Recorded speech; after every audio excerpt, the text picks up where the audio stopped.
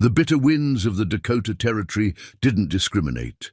They howled through the cracks of settler cabins and native lodges alike, carrying with them the promise of a merciless winter.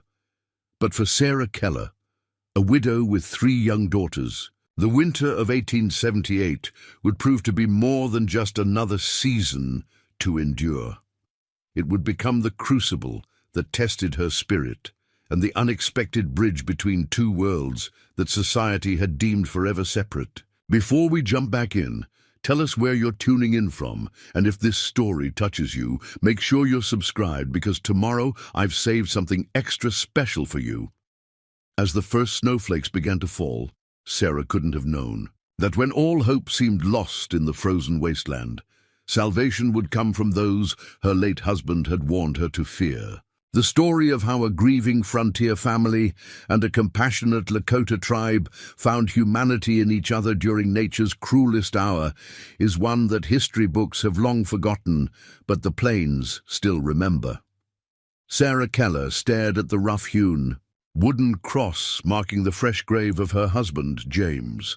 3 months had passed since the hunting accident that took him, but the reality of her situation still hadn't fully settled in her mind.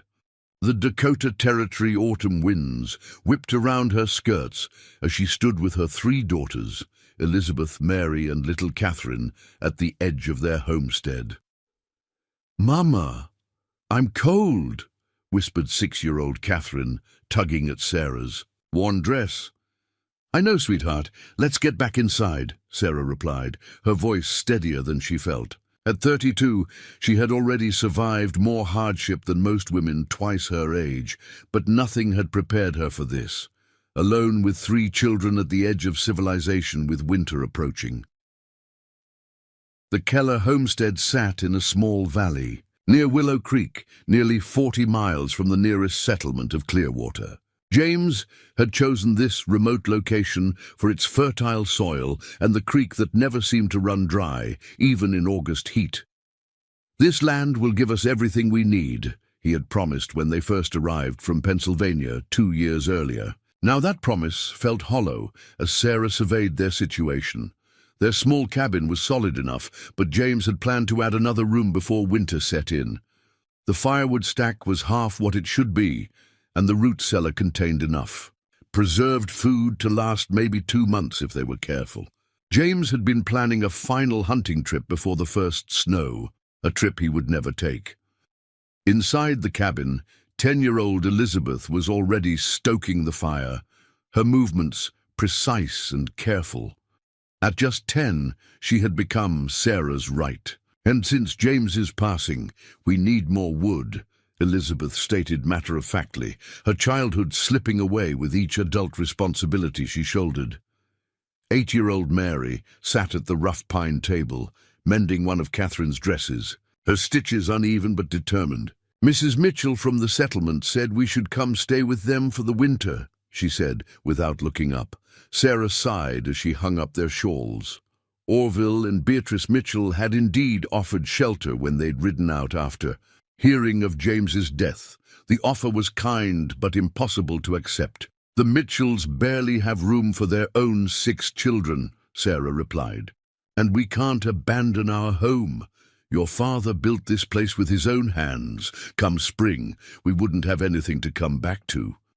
What Sarah didn't say was that accepting charity from the Mitchells meant acknowledging she couldn't manage on her own, something her pride wouldn't allow. James had always admired her independence, her unwillingness to bow to convention. She wouldn't dishonor his memory by faltering now. The next morning dawned clear and cold.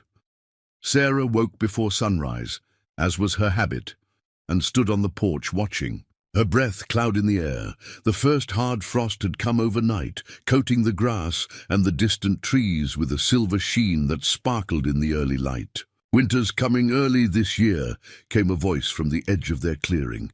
Sarah jumped, one hand flying to her throat as she peered into the dim light. A figure on horseback emerged. Nathaniel Hargrove, their nearest neighbor, though near was a relative term out here. The Hargrove homestead lay 5 miles to the east. "Mr. Hargrove," Sarah acknowledged with a nod. You're out early." Nathaniel dismounted, a tall man with a weather-beaten face and kind eyes. He'd been a friend to James, helping with the cabin, raising and sharing knowledge about the territory's harsh conditions. "Headed to Clearwater for supplies," he explained. "Thought I'd check on you folks. Eleanor sent these." He handed over a cloth-wrapped bundle that Sarah knew would contain her neighbor's excellent sourdough biscuits. "Please thank her for me," Sarah said, accepting the package. "We're managing well enough." Nathaniel's eyes drifted to the woodpile, then to the unfinished addition to the cabin, his expression revealing his doubts. "Sarah, no disrespect intended, but this winter's shaping up to be a hard one. Old Thomas at the trading post says it'll be the worst in 20 years. You sure? You don't want to consider—" "We're staying, Mr. Hargrove," Sarah interrupted, her tone gentle but firm. "This is our home." Nathaniel nodded, knowing better than to press. "Then at least let me send my boys over to help with that woodpile. James would have done the same for Edinor if our situations were reversed." Sarah swallowed her pride enough to accept this offer. "That would be most appreciated." After Nathaniel departed with promises to return in a few days, Sarah went about her morning chores with renewed determination. She needed to prepare for winter, truly prepare, not just hope for the best. Over the next 2 weeks, the Keller women worked from sunrise to sunset. The Hargrove boys, 16-year-old Samuel and 14-year-old Daniel, arrived as promised, spending 3 days cutting and splitting enough firewood to create an impressive stack along the cabin's north wall. Sarah paid them with her best apple pies and a promise to help with the Hargroves' spring planting. Elizabeth learned to set snares for rabbits under Samuel Hargrove's patient tutelage, while Sarah herself practiced with James's hunting rifle, until her shoulder was bruised, but her aim was true enough to bring down a small deer. The meat, carefully butchered and smoked according to Eleanor Hargrove's instructions, would extend their winter stores considerably. The first snowfall came, in early November, earlier than anyone had expected. Light flurries at first, beautiful and seemingly harmless, but Sarah noticed the nervous behavior of the wildlife and remembered James's warnings about how quickly prairie weather could turn deadly. "We should finish the preparations today," she told the girls as they watched the snowflakes from the cabin window. "I have a feeling we won't have much time." They worked frantically, bringing in the last of the root vegetables from their small garden and securing the livestock, 1 milk cow, 2 goats, and a half-dozen chickens, in the small barn James had built adjacent to the cabin. Sarah had considered selling the animals in Clearwater, but decided their milk and eggs would be more valuable than the meager price they would fetch. By nightfall, the light flurries had transformed into a steady snowfall that blanketed the ground with 3 inches of white. The wind had picked up too, rattling the shutters that James had made last winter. As Sarah tucked her daughters into the bed they shared, Catherine asked the question that had been in all their minds. "Are we going to be all right, Mama?" Sarah smoothed, her youngest daughter's golden curls so like her father's. "Of course we are, little one. Our home is strong, we have food and firewood, and we have each other. What more could we need?" Elizabeth, always the practical one, spoke up from her side of the bed.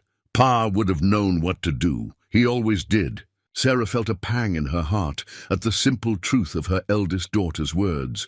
James had been their compass, their protector, their link to this wild land. Without him, they were navigating uncharted waters. "Your father taught me many things," Sarah replied carefully, "and what he didn't have time to teach me, I'll learn. We come from strong stock, remember? Your grandmother crossed the Alleghenies in a covered wagon when she was younger than you, Elizabeth." This familiar family story brought small smiles to her daughters' faces, and Sarah continued with the nightly ritual James had started, telling stories of their ancestors' courage until heavy eyelids closed and gentle breathing filled the cabins. Quiet darkness. Outside, the snow continued to fall. The next 3 weeks brought a false sense of security. The snow remained a constant presence, but the truly bitter cold hadn't yet arrived. Sarah established a routine: mornings for indoor chores and lessons for the girls, afternoons for tending the animals and checking Elizabeth's snares, which occasionally yielded a rabbit or squirrel to supplement their meals. In early December, Nathaniel Hargrove made a final visit before what he called the real winter set in. "The pass to Clearwater will be closed soon," he warned, as he helped Sarah mend a weak spot in the barn roof. "If there's anything you need from town, now's the time to say so." Sarah mentally reviewed their supplies. They had flour, sugar, coffee, and salt. Medical supplies were limited to some willow bark for pain, a bottle of whiskey for disinfecting, and various herbal remedies Sarah had learned from her mother. It would have to be enough. "Just mail, if there is any," she replied. "And perhaps some peppermint sticks for the girls' Christmas." Nathaniel nodded, his expression grave. "Sarah, I won't be able to check on you again until the spring thaw.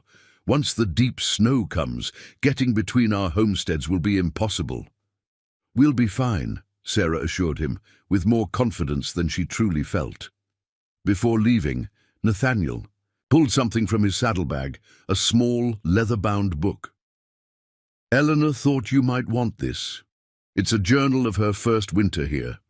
Has some useful information about surviving the cold when you're new to it."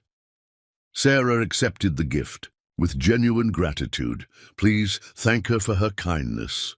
Preparing and narrating this story took us a lot of time, so if you are enjoying it, subscribe to our channel. It means a lot to us. Now back to the story. As Nathaniel mounted his horse, he paused. "One more thing. There's been talk of Lakota, hunting parties moving through the area. Nothing to worry about, most likely. They're just hunting what we haven't scared off yet. But James mentioned once that you've never encountered the natives before." Sarah tensed. James had indeed spoken of the indigenous people with a mixture of respect and caution, born from experiences during his time as a young man working with the railroad. "They're proud people," he told her, "with their own ways and reasons. Best to keep your distance and let them keep theirs." "What should I do if they come near the homestead?" she asked. Nathaniel considered this. "Most likely they'll pass by without approaching. If they do come near, a show of respect goes a long way. Don't show fear, but don't challenge either. A gift of food can be taken as a sign of peaceful intentions." These vague instructions did little to settle Sarah's nerves, but she nodded as if they were perfectly clear. "Safe travels, Mr. Hargrove." After watching him disappear into the tree line, Sarah returned to the cabin, clutching Eleanor's journal like a lifeline. That night, after the girls were asleep, she read by candlelight, absorbing Eleanor's practical wisdom and startling honesty about the terror of that first winter, the bone-deep cold unlike anything she'd known back east, the isolation that could drive one to the brink of madness. "The silence is the worst," Eleanor had written. "Days when the wind stops and the snow dampens all sound, you can hear your own heartbeat. James says that's when the Lakota believe the spirits walk closest to our world. I don't know about spirits, but I do know that in that silence, a person can start to believe they're the last soul alive on God's earth." Sarah closed the journal, unsettled. The parallels were too close for comfort. Another Sarah, another James, another family trying to carve life from this unforgiving land. The real winter arrived 3 days later, announcing itself with a howling wind that rose in the pre-dawn hours. Sarah woke to a sound like a freight train passing outside their walls, and temperatures that had plummeted overnight. The water bucket by the door had frozen solid. "Mama, I can see my breath inside," Mary exclaimed, her eyes wide with a mixture of wonder and fear. "Keep the fire stoked high today," Sarah instructed as she pulled on an extra layer of clothing. "I need to check on the animals." Opening the cabin door required all her strength as the wind pushed against it.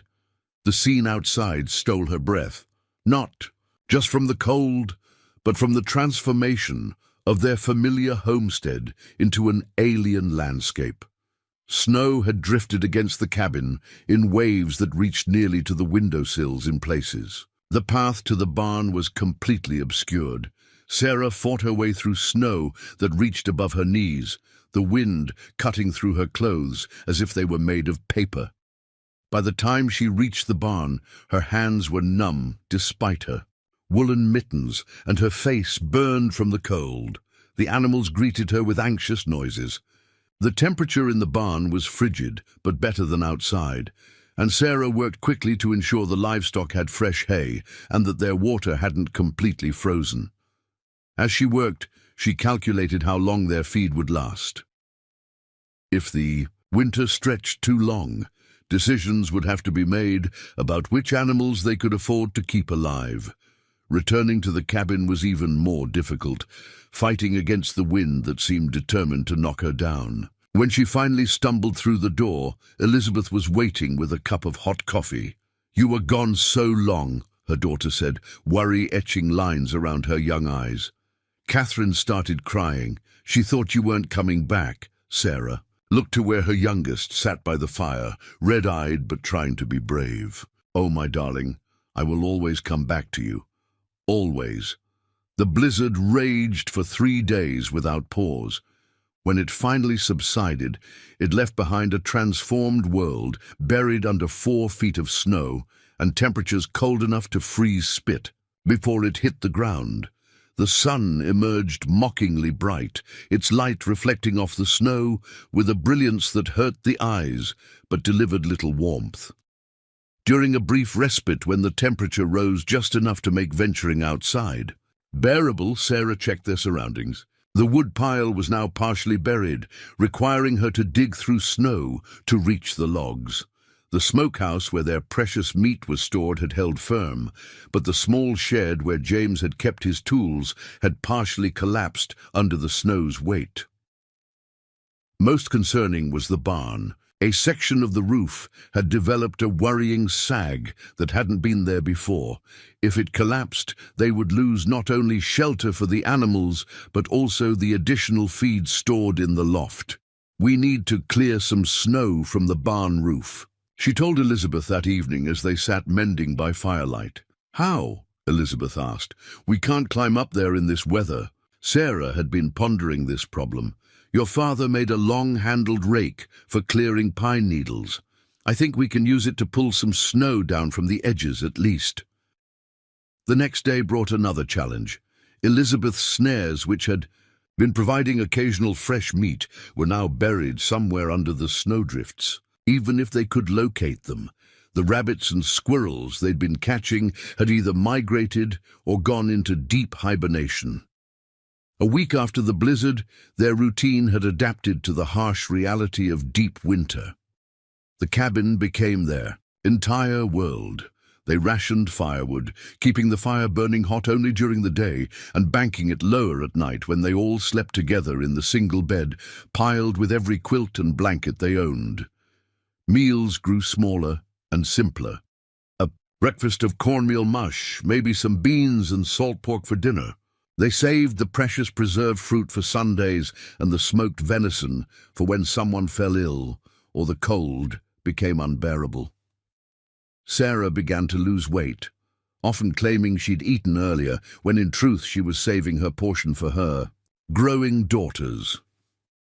Christmas came and went with little ceremony beyond reading the nativity story from their family Bible and enjoying the peppermint sticks Nathaniel had brought from town, a rare sweetness in increasingly bland days.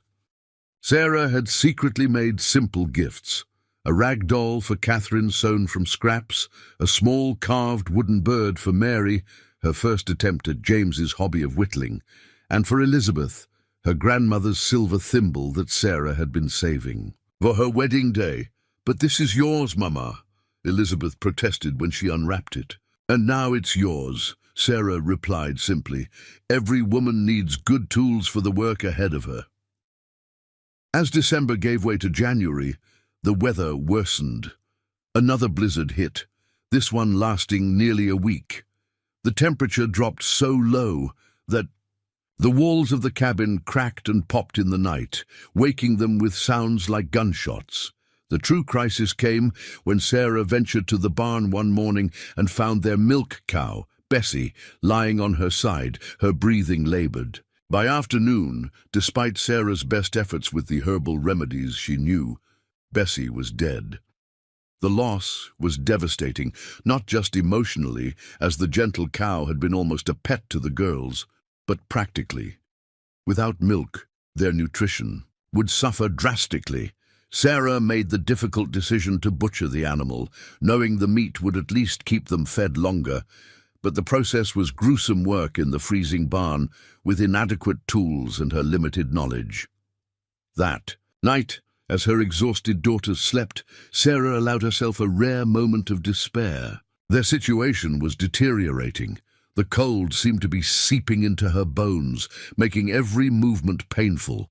Their firewood was depleting faster than she'd calculated, and now they'd lost their most valuable livestock. Outside, the wind howled, like a living thing, seeking entry through every crack in their modest shelter. Sarah pulled Eleanor's journal from its hiding place and turned to the final entries, searching for hope or wisdom. Instead, she found a chilling account of a January, not unlike their own, when the game disappeared and supplies ran low. "I fear we may not see the spring," Eleanor had written. "James says if the next storm is as bad as the last, we should try for clear water no matter the risk. Better to die trying than to sit and wait for the end." Sarah closed the book, her heart pounding. Had the Hargroves faced such a desperate choice? They had obviously survived since they were still her neighbors. But how? The answer came a few pages later. "Providence arrived in an unexpected form," Eleanor wrote. "A hunting party of Lakota men found James half-frozen when he ventured too far, checking his traps. Instead of leaving him to his fate, they brought him home and showed us how to build a proper windbreak for the cabin, using pine boughs layered in a particular way. They helped us dig out the barn and showed us how to find prairie hens burrowed in the snow. Their leader, a man called Many Horses, said simply, 'The winter fights all of us the same. I will never forget that kindness from those our kind so often fear.'" Sarah sat motionless, absorbing this revelation. James had never mentioned this incident, perhaps out of pride or perhaps believing Sarah would worry more knowing how close to disaster they had come. But now, facing her own version of the Hargroves' desperate winter, she wondered if such providence might find them too. The answer came sooner than she could have imagined, and in a form that would forever change the path of the Keller family. The morning after Sarah read Eleanor's journal entry, the temperature plummeted further. A bitter cold descended that seemed to freeze the very air they breathed. When Sarah's fingers touched the cabin window, frost formed around her fingertips like a ghostly outline. "The wood won't last another week at this rate," Elizabeth observed, quietly, while her younger sisters were still asleep. The girl's eyes held wisdom beyond her years. They'd been keeping the fire higher than planned to combat the extraordinary cold. "We'll manage," Sarah replied, though the tightness in her chest betrayed her doubt. By midday, another problem emerged. The barn roof, already weakened from the previous snowfall, gave an ominous groan when Sarah went to feed the remaining animals. A center beam had cracked, allowing snow to filter down onto the hay below. The two goats and chickens huddled together in a corner, instinctively sensing the danger. "We need to move them into the cabin," Sarah announced when she returned, her lips blue from the short journey. "In here with us?" Mary asked, wrinkling her nose. "Yes, unless you'd prefer milkless tea for the remainder of winter," Sarah replied, attempting a lightness she didn't feel. The goats were now their only source of milk since Bessie's death, precious nutrition they couldn't afford to lose. Creating space for livestock in their already cramped quarters required rearranging everything. They cleared a corner near the fireplace, laying down straw from the barn. The girls giggled despite their exhaustion when the first goat, Nettie, walked daintily through the doorway as if she'd been invited to tea. "She acts like she owns the place already," Catherine laughed as the goat immediately investigated every corner. "Just wait until she meets our chamber pot," Elizabeth muttered, causing Sarah to crack a smile. By nightfall, their cabin had transformed into a peculiar kind of ark. The goats and chickens settled into their newly designated area, the animals' body heat providing a small but noticeable addition of warmth. The chickens' soft clucking created an almost soothing background noise. As the family prepared for bed, that night, despite the extra warmth, Sarah couldn't sleep. She found herself listening to the wind's mournful howl, calculating and recalculating their supplies. Even with careful rationing, they wouldn't make it to spring.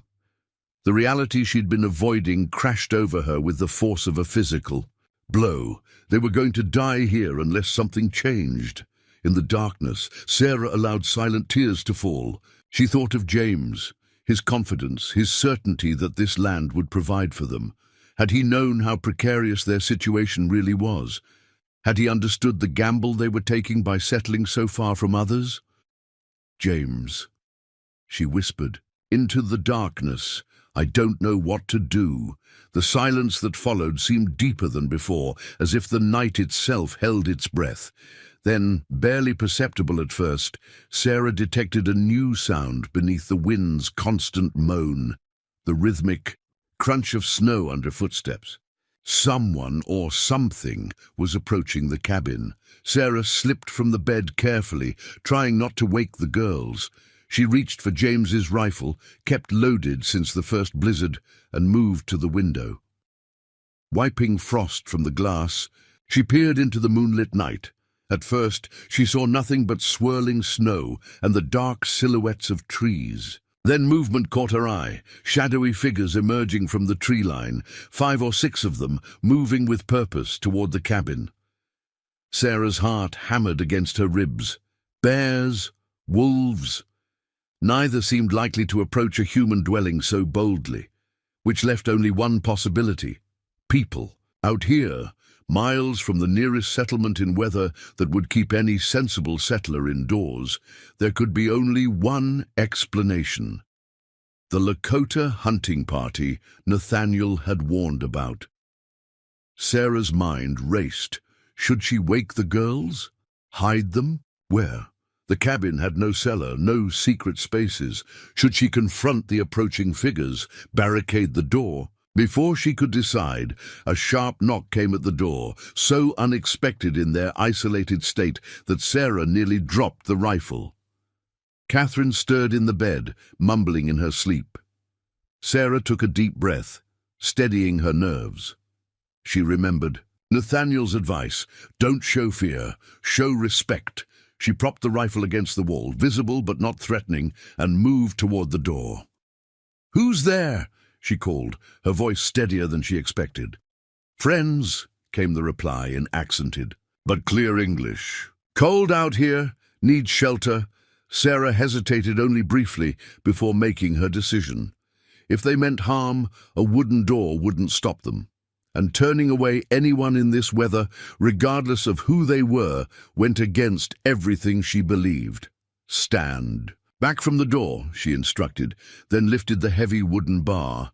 The blast of cold air that rushed in momentarily stole her breath as she opened the door. Standing before her were 4 figures wrapped in furs and hides, their faces partially obscured by scarves, but unmistakably native. The tallest stepped forward, lowering the scarf to reveal his face.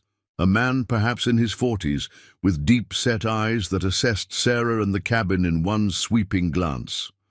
"Thank you," he said simply. "Bad storm coming. Dangerous to travel." Bye. Now the girls were awake, Elizabeth pulling her younger sisters protectively behind her as they stared wide-eyed at the strangers. "You and your family may shelter here until it's safe to travel," Sarah said formally, stepping back to allow them entry. "I am Sarah Keller. These are my daughters." The man nodded, gesturing for his companions to enter. "I am Joseph Blackfeather," he said, then indicated the others as they filed in. My wife Hannah, my son William, my father Grey Wolf. Sarah couldn't hide her surprise at their names, not what she had expected from Lakota people. Joseph noticed her expression, and a hint of amusement crossed his weathered features. Missionary school, he explained briefly. Long time ago. The last to enter was the eldest, Grey Wolf, a man whose face bore the deep lines of many winters. Unlike the others, he offered no English greeting, merely nodding respectfully to Sarah before moving toward the fire with slow, deliberate steps that suggested stiffness or pain. As the door closed against the night, Sarah found herself in a situation she could never have imagined. Her small cabin, now containing not only her family and their animals, but 4 strangers whose kind James had warned her to avoid. Hannah, a woman perhaps a few years older than Sarah, immediately set to work brushing snow from her family's outer garments. When she removed her layers of furs, Sarah saw she wore a mixture of traditional Lakota clothing and items clearly obtained from white traders, a woolen skirt beneath a beaded buckskin tunic, her long black hair in 2 neat braids. William appeared, to be around 16, tall and lanky with watchful eyes that darted between his family and the Kellers, his posture alert as if ready to respond to any threat. His gaze lingered briefly on Elizabeth, who stared back with equal curiosity. "We have little food to share," Sarah said, feeling the awkwardness of the situation. "But you're welcome to warm yourselves by our fire." Joseph translated this to Grey Wolf in their native tongue, and the elder responded with a stream of words while reaching into a pouch at his waist. "My father says a shelter freely given deserves a gift freely returned," Joseph translated as Grey Wolf extended his hand, offering Sarah a small bundle wrapped in soft hide. Sarah accepted it, carefully unwrapping the package to reveal strips of dark, dried meat. "Buffalo pemmican," Joseph explained. "Good food, strong food, will last long winter." Sarah's throat tightened with unexpected emotion. These strangers, whom society had taught her to fear, had just offered a gift more precious than gold in their current circumstances, sustenance that might help her children survive. "Thank you," she said, meeting Grey Wolf's eyes directly. "We are grateful." The old man seemed to understand despite the language barrier, his weathered face softening slightly, as he nodded in acknowledgement. The night passed in an uneasy truce, with the Blackfeather family settling on one side of the cabin while the Kellers maintained their space on the other.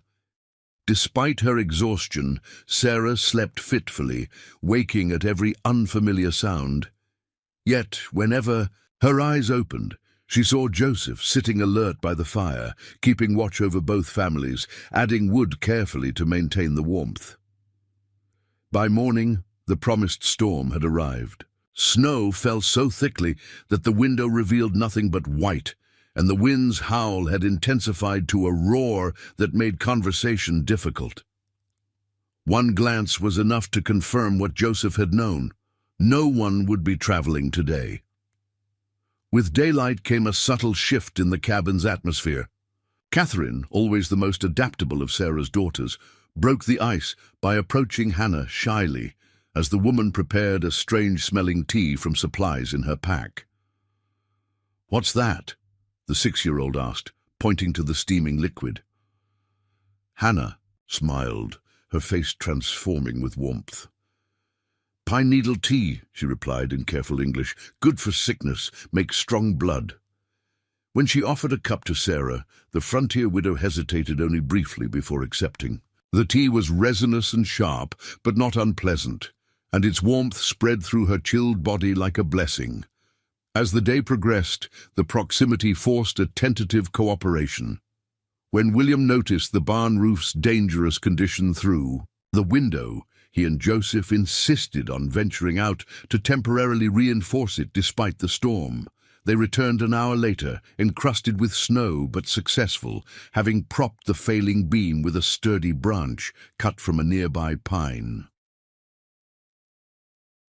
By afternoon, Mary had overcome her initial shyness enough to show Hannah her mending work. The Lakota woman gently corrected her stitching technique, demonstrating a more efficient method that Mary quickly adopted. "My grandmother taught me," Hannah explained in her halting English. "She say, good stitches mean warm winter."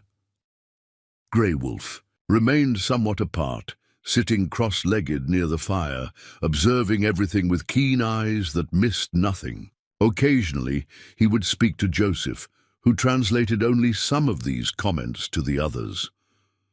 During one such exchange, Joseph looked troubled. After a lengthy conversation with his father, he approached Sarah, who was preparing their evening meal, a thin stew now enhanced with small pieces of the pemmican. "My father says your home speaks of sickness," he said quietly, so the children wouldn't hear. Sarah stiffened. "We're all healthy here," Joseph shook his head. "Not body sickness, home sickness. The wood does not breathe. The air stays bad, makes winter fever come." Sarah was about to dismiss this assessment when she remembered the persistent coughs that had troubled Catherine since December, and how her own chest had felt increasingly tight in recent weeks. "What do you mean the wood doesn't breathe?" she asked. In response, Joseph gestured to the tightly chinked walls of the cabin. "Log homes need breath holes, covered when a big wind comes, open when air is still. White settlers build too tight. Air becomes like poison over long winters." That evening, after a meal that was meager but better than what they'd had in weeks, thanks to the addition of pemmican, Grey Wolf spoke at length while staring into the fire.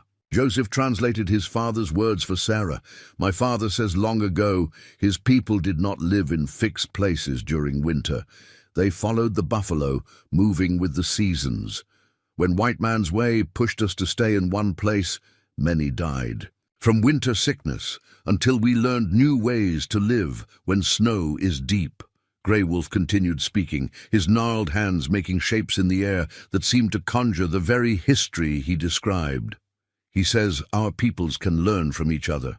Your kind knows how to build strong walls against storm. Our kind knows how to find food when snow hides it, how to make medicines from what grows even in winter, how to keep air sweet so lungs stay strong."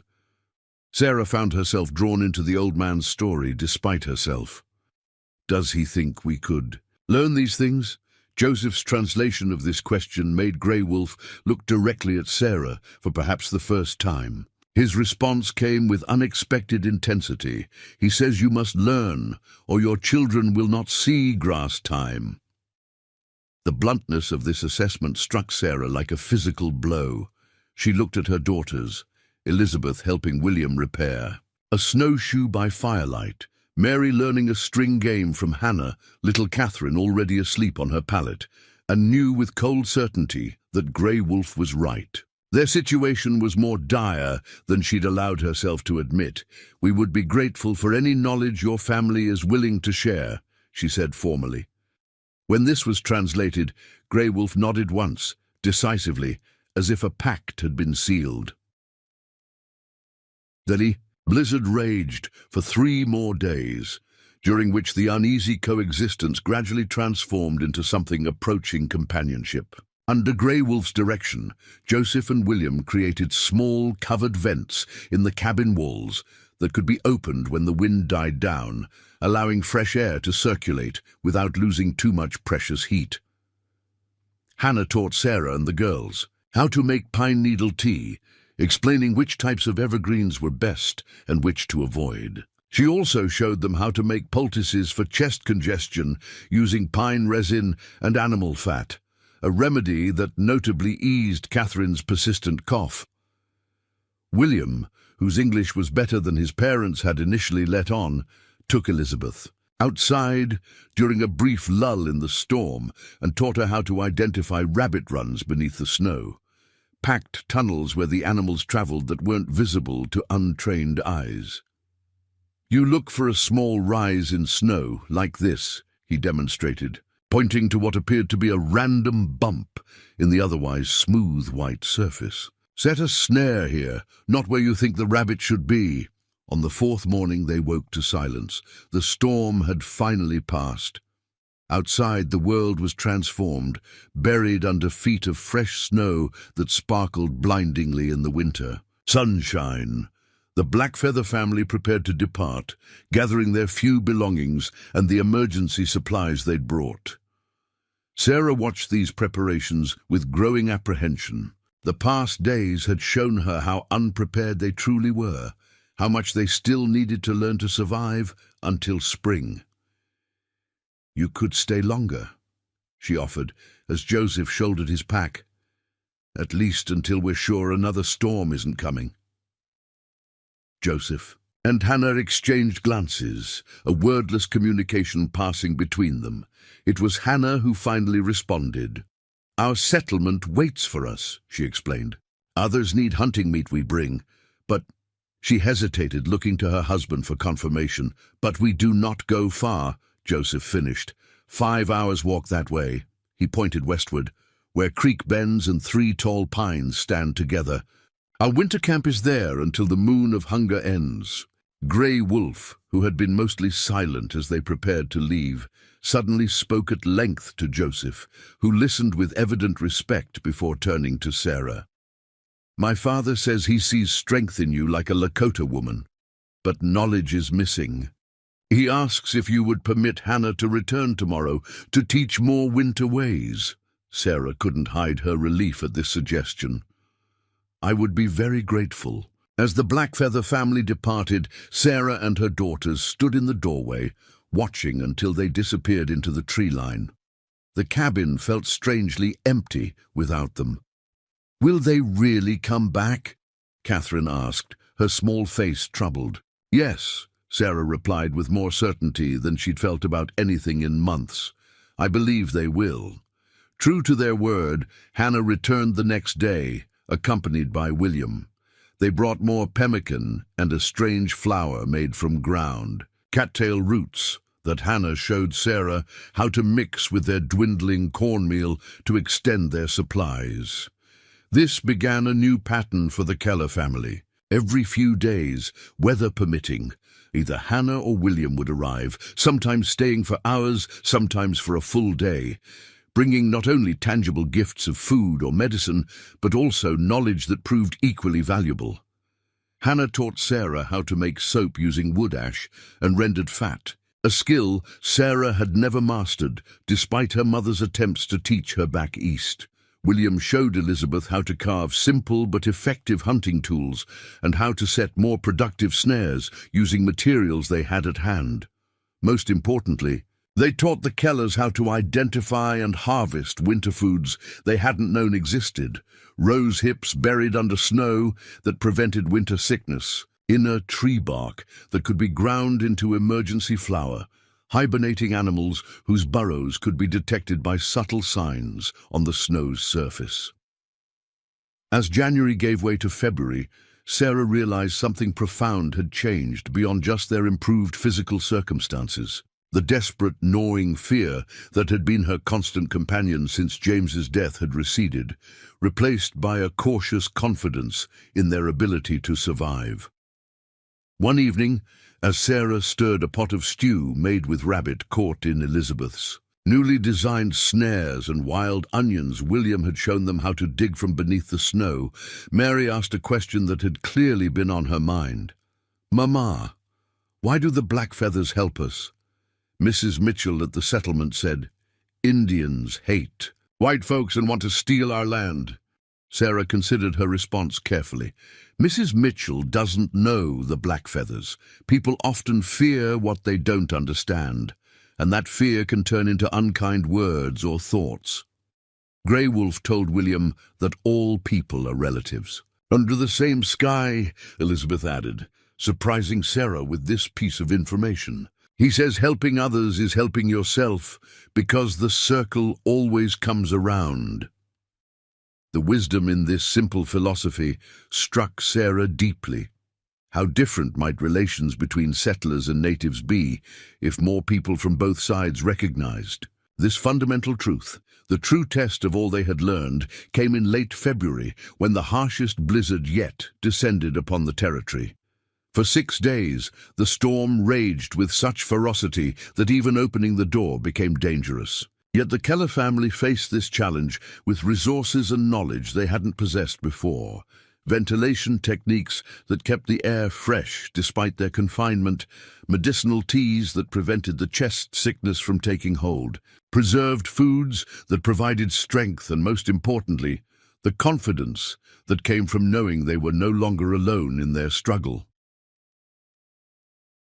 When Hannah and Joseph arrived after the storm had passed, bringing Grey Wolf with them, it was not to find desperate survivors on the brink of starvation, but a family managing with surprising resilience. Sarah greeted them not as saviors, but as friends, welcoming them to share the meal she had prepared, a stew made from techniques learned from both cultures. As they sat together around the fire, Sarah noticed Grey Wolf watching her with an expression she couldn't quite interpret. After the meal, he spoke at length to Joseph, who translated. "My father says he has watched you learn our ways with an open heart. Now he wishes to share something more. Not just knowledge for survival, but wisdom for living. He asks if you would like to hear the story of how his people first survived the White Winter and what the ancestors taught about finding one's true path when all seems lost." Sarah looked at her daughter's eager faces, then back to the elderly man whose wisdom had quite literally saved their lives. "We would be honored," she replied, settling in for what would prove to be just the beginning of an unexpected education in the sacred ways of a people she had once been taught to fear. As Grey Wolf began to speak and Joseph translated, the cabin grew quiet except for the crackling of the fire. Outside, the winter wind continued its ceaseless song, but within those walls, something extraordinary was happening, a bridge forming between worlds that most believed could never connect. As Grey Wolf began his story, the cabin seemed to grow warmer, more intimate. Even the animals quieted, as if they too were listening to the elder's words flowing through Joseph's careful translation. "Many winters ago, before the white man's guns changed our hunting, before horses transformed our travel, my people faced a winter so cruel that the oldest grandmothers had no memory of its equal," Grey Wolf began, his voice taking on a rhythmic quality that transcended the language barrier. "Food became scarce. The buffalo herds could not be found. Children grew thin, and elders offered to walk into blizzards so the young might have their share of food." He paused, his eyes distant with ancient memory. It was then that a young woman named Wichapi, Star Woman, had a dream. Catherine edged closer, her small face rapt with attention. Even Elizabeth, usually so practical, leaned forward to catch every word. In this dream, Star Woman was visited by White Buffalo Calf Woman, a sacred messenger. She showed Star Woman where to find food beneath the frozen earth, which trees held life beneath their bark, how to call the animals that still moved through deep snow. But more than this, she taught Star Woman that survival comes not from taking, but from giving, not from isolating oneself, but from connecting to all living things. Grey Wolf's gnarled hands sketched shapes in the firelight as he continued. "When Star Woman awakened, she led her hungry people to the places shown in her dream. They found hibernating animals, nuts stored by squirrels, plants sleeping beneath snow. But she also taught them to take only what was needed, to give thanks for each gift from the earth, and to remember that what happens to the smallest creature eventually happens to all." Sarah found herself mesmerized by the tale, recognizing within it practical wisdom disguised as spiritual teaching. The story continued, describing how Star Woman's people survived by developing a deep understanding of winter's rhythms, rather than fighting against them. "This is the first sacred way," Grey Wolf concluded, "to see the natural world not as an enemy to be conquered, but as teacher to be honored." When the story ended, a thoughtful silence filled the cabin. It was Mary who finally spoke, her young voice tentative. "Is that why you helped us? Because everything is connected?" Joseph translated this question, and Grey Wolf's weathered face greased into what might have been a smile. He says yes, Joseph relayed, and because Star Woman taught that wisdom must be shared or it dies, like water that stands too long in one place. That evening marked a turning point.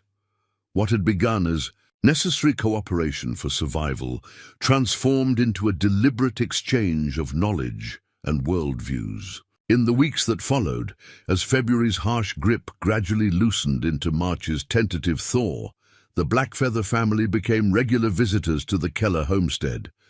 Grey Wolf, once distant and reserved, now came specifically to share stories with the girls, each tale containing both practical knowledge and deeper philosophical insights about living harmoniously with the land. Hannah taught Sarah traditional beadwork during the long evenings, their fingers working side by side as they discussed everything from child-rearing to plant medicine. William and Elizabeth developed a special friendship, the young man patiently teaching James's eldest daughter hunting skills that would have scandalized the proper ladies of Clearwater settlement. Under his guidance, Elizabeth learned to move silently through snow-laden forests, to read animal tracks as clearly as words on a page, and to understand weather patterns by observing subtle changes in cloud formations. "Your daughter has sharp eyes and a quick mind," Joseph commented to Sarah one afternoon as they watched William demonstrating how to test ice thickness safely. "In our tribe, she would be respected for these gifts." Sarah nodded, a lump forming in her throat. "Her father would be proud," she said softly. "He always said she had his pioneer spirit." Joseph seemed to consider this. "Pioneer spirit and Lakota spirit maybe not be so different," he observed. "Both must be strong to face hardship. Both must learn or die. Both must respect what the land teaches."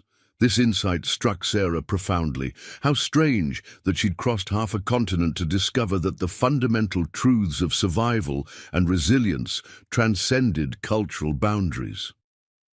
As March progressed, Grey Wolf began teaching what he called the second sacred way, understanding the medicinal properties of plants and the spiritual practices that accompanied healing work. He showed Sarah how to identify specific trees whose inner bark could reduce fever, which moss varieties fought infection when applied to wounds, and how certain roots, properly prepared, could ease childbirth or stop bleeding.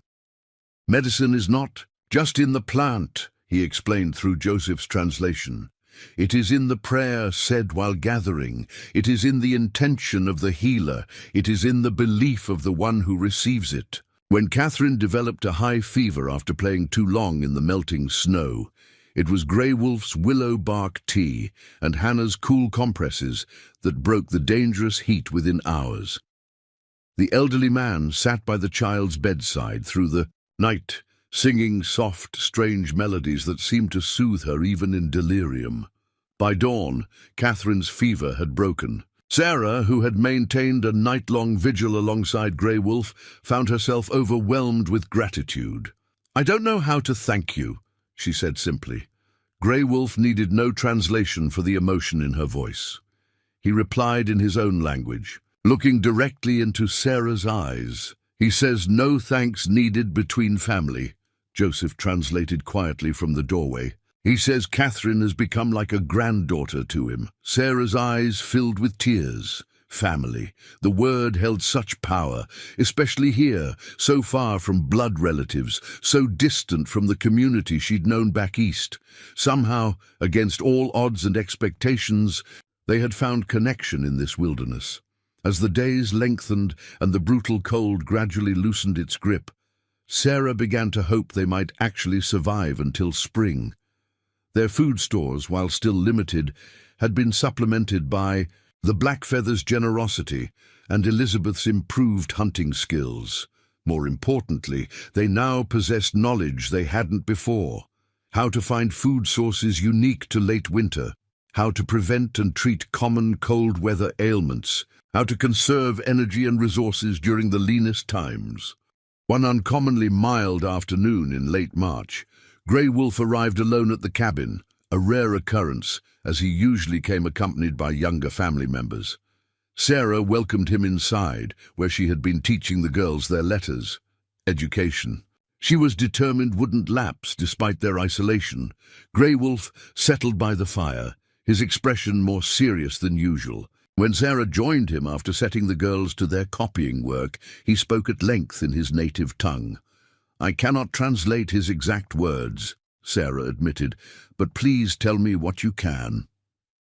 The elderly man reached into his medicine pouch and withdrew something wrapped in soft hide, placing it on the table between them.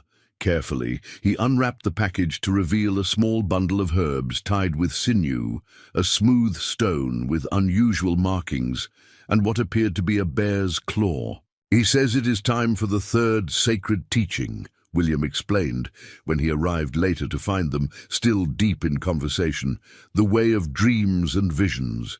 He has brought these sacred objects to help prepare for a ceremony." Sarah felt a flicker of uncertainty. While she had embraced much of the practical knowledge the Blackfeathers shared, the spiritual aspects of their beliefs remained unfamiliar territory. Her own faith, simple but genuine, centered around the Bible that had belonged to her mother, one of the few possessions she'd brought from Pennsylvania. Grey Wolf seemed to sense her hesitation. He spoke again, his eyes kind but intent. "My father says he does not ask you to abandon your own spirit ways," William translated. "He says different trails can lead to the same mountain peak, but he believes you have been called to learn these things, or the spirits would not have brought our families together in the Hunger Moon." Sarah considered this carefully. "What kind of ceremony does he mean?" "A sweat lodge," William replied. "A purification, to prepare for the coming spring and—" He hesitated, listening as his grandfather added something else. "And to help heal the grief that still lives in your heart for your husband." Sarah's breath caught. She had never spoken directly to any of the Blackfeathers about the depth of her mourning for James, the private tears she still shed in the dark of night, the ache that sometimes made even breathing difficult. Yet somehow, this elderly man had perceived the wound she carried. "How would such a ceremony help?" she asked quietly. Grey Wolf's response, when translated, was simple yet profound. He says grief that stays locked inside poisons the spirit, just as bad air locked in a cabin poisons the body. The sweat lodge opens what is closed, releases what is trapped, brings healing to what is wounded. Sarah looked toward her daughters, diligently practicing their writing. Elizabeth had grown visibly stronger over the past months, not just physically, but in confidence and maturity. Mary's persistent cough had vanished after adopting Hannah's herbal treatments. Catherine's natural cheerfulness, briefly dimmed by hunger and cold, had returned brighter than before. The Blackfeathers had given her family life when death seemed certain. Perhaps there was wisdom in their spiritual practices as well. "I would be honored to learn," she said finally. The next day, Joseph and William arrived to construct the sweat lodge at a sheltered spot near the creek, now partially thawed. They bent young willows into a dome shape, covered them with hides and blankets, and prepared a pit in the center where heated stones would create steam.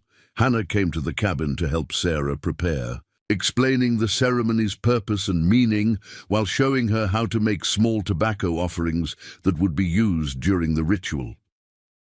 "Women have special power," Hannah explained, her English growing more fluent through their weeks of friendship. "We give life, like Earth gives life. In Sweat Lodge, we connect to this power, good for healing, good for vision." When Sarah expressed concern about leaving the girls alone during the ceremony, Hannah smiled. "My husband will tell stories to your daughters while we are in lodge. They will be safe."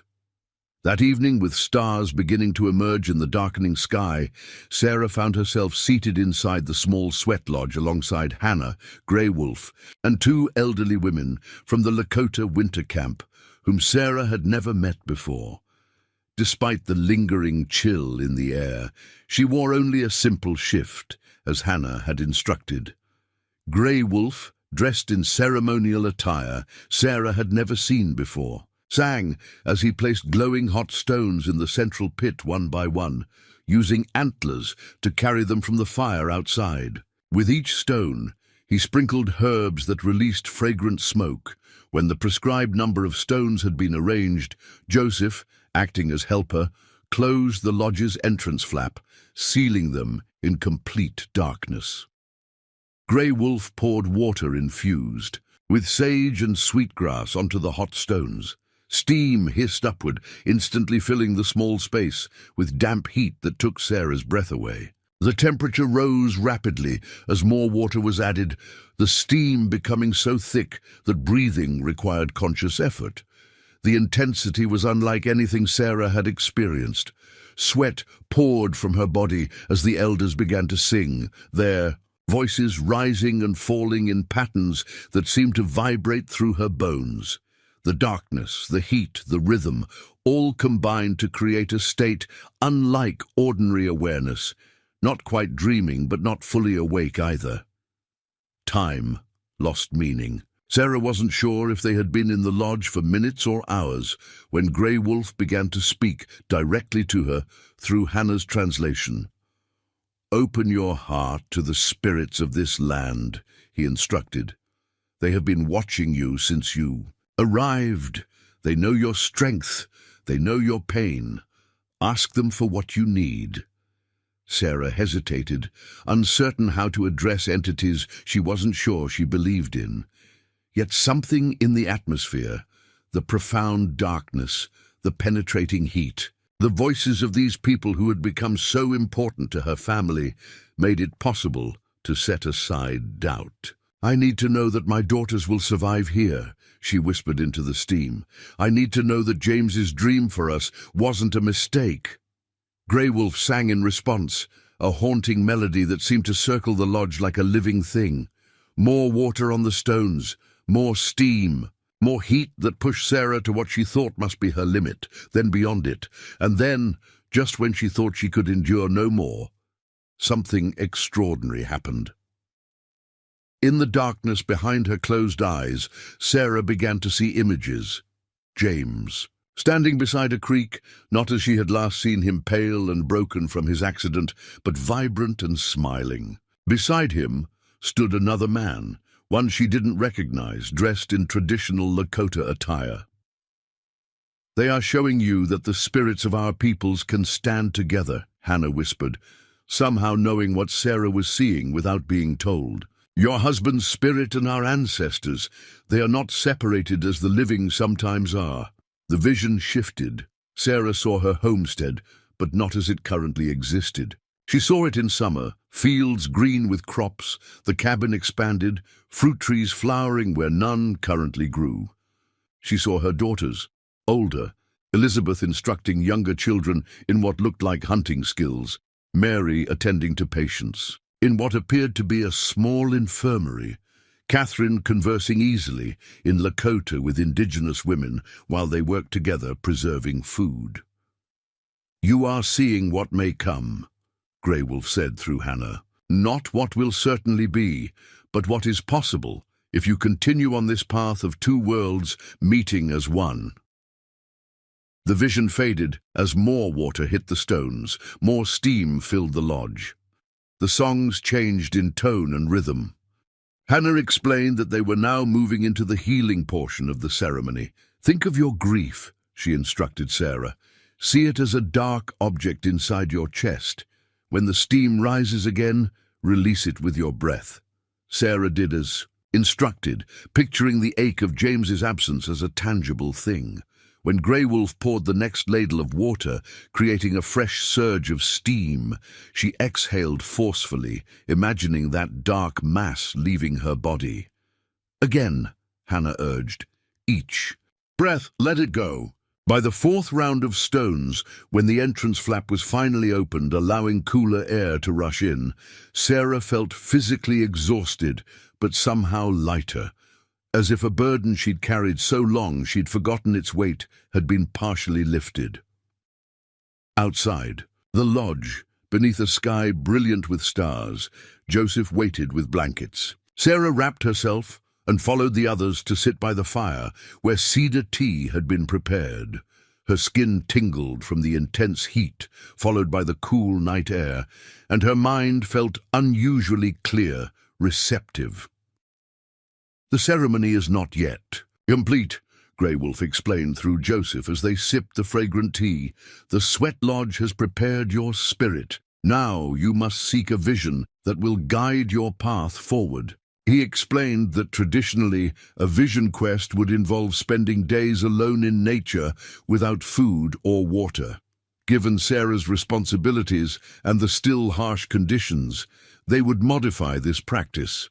Instead, she would spend the remainder of the night in meditation at a special place near the creek, wrapped in buffalo robes against the cold, with sacred herbs burning to attract helpful spirits. "I don't know if I can receive a vision," Sarah admitted. "In my faith, God speaks through His word, not through dreams." Grey Wolf listened to this concern, his expression thoughtful. "He says the Creator speaks in many voices," Joseph translated. "Through written words for some, through nature for others, through visions and dreams for many. The important thing is to listen with an open heart." With this reassurance, Sarah allowed herself to be led to a small clearing beside the partially thawed creek. Joseph and William had constructed a simple windbreak of pine boughs, creating a protected space where Sarah could sit comfortably wrapped in thick buffalo robes. A small fire burned nearby, just enough to provide light and keep dangerous animals at bay. "We will be at the main fire," Hannah explained as they prepared to leave her. "If you need help, call out.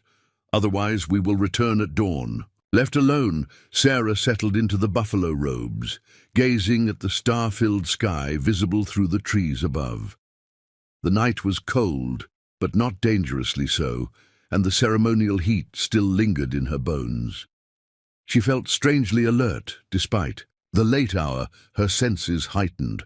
Grey Wolf had instructed her to focus on her breath and open herself to whatever might come, insights, memories, or visions.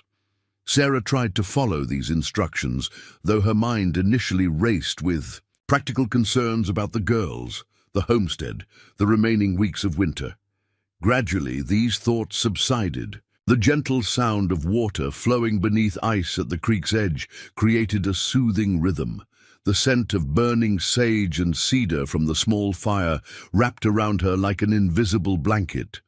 Without realizing the transition, Sarah moved from conscious meditation into a state between waking and dreaming. In this receptive state, something extraordinary unfolded. Sarah perceived herself rising above the clearing, above the trees, seeing the land spread out below her as if she were a bird in flight. She recognized her homestead, the Blackfeathers' winter camp, and further away, the settlement of Clearwater. But she also saw something more. Lines of light connecting these places, pulsing with energy like living things. And beyond this, she witnessed the land as it had been before any settlers arrived, glimpsed the generations of Lakota who had moved across these prairies, following the rhythms of seasons and herds. She saw how the land itself had shaped their culture, their spirituality, their understanding of life's cycles. Then, with a perspective that seemed to span time itself, Sarah witnessed what might come next, a future where her daughters had created something unique on this frontier, a place where the wisdom of both worlds combined to create something new and healing. She saw Elizabeth as a grown woman, respected by both settlers and native people, as someone who could navigate between these worlds, preserving critical knowledge that might otherwise be lost. When dawn finally brushed the eastern horizon with pale light, Sarah emerged from her vision state with tears streaming down her face. She felt profoundly changed, as if she had glimpsed a truth too vast to fully comprehend yet essential to remember. Hannah came to guide her back to the main fire, where Grey Wolf waited.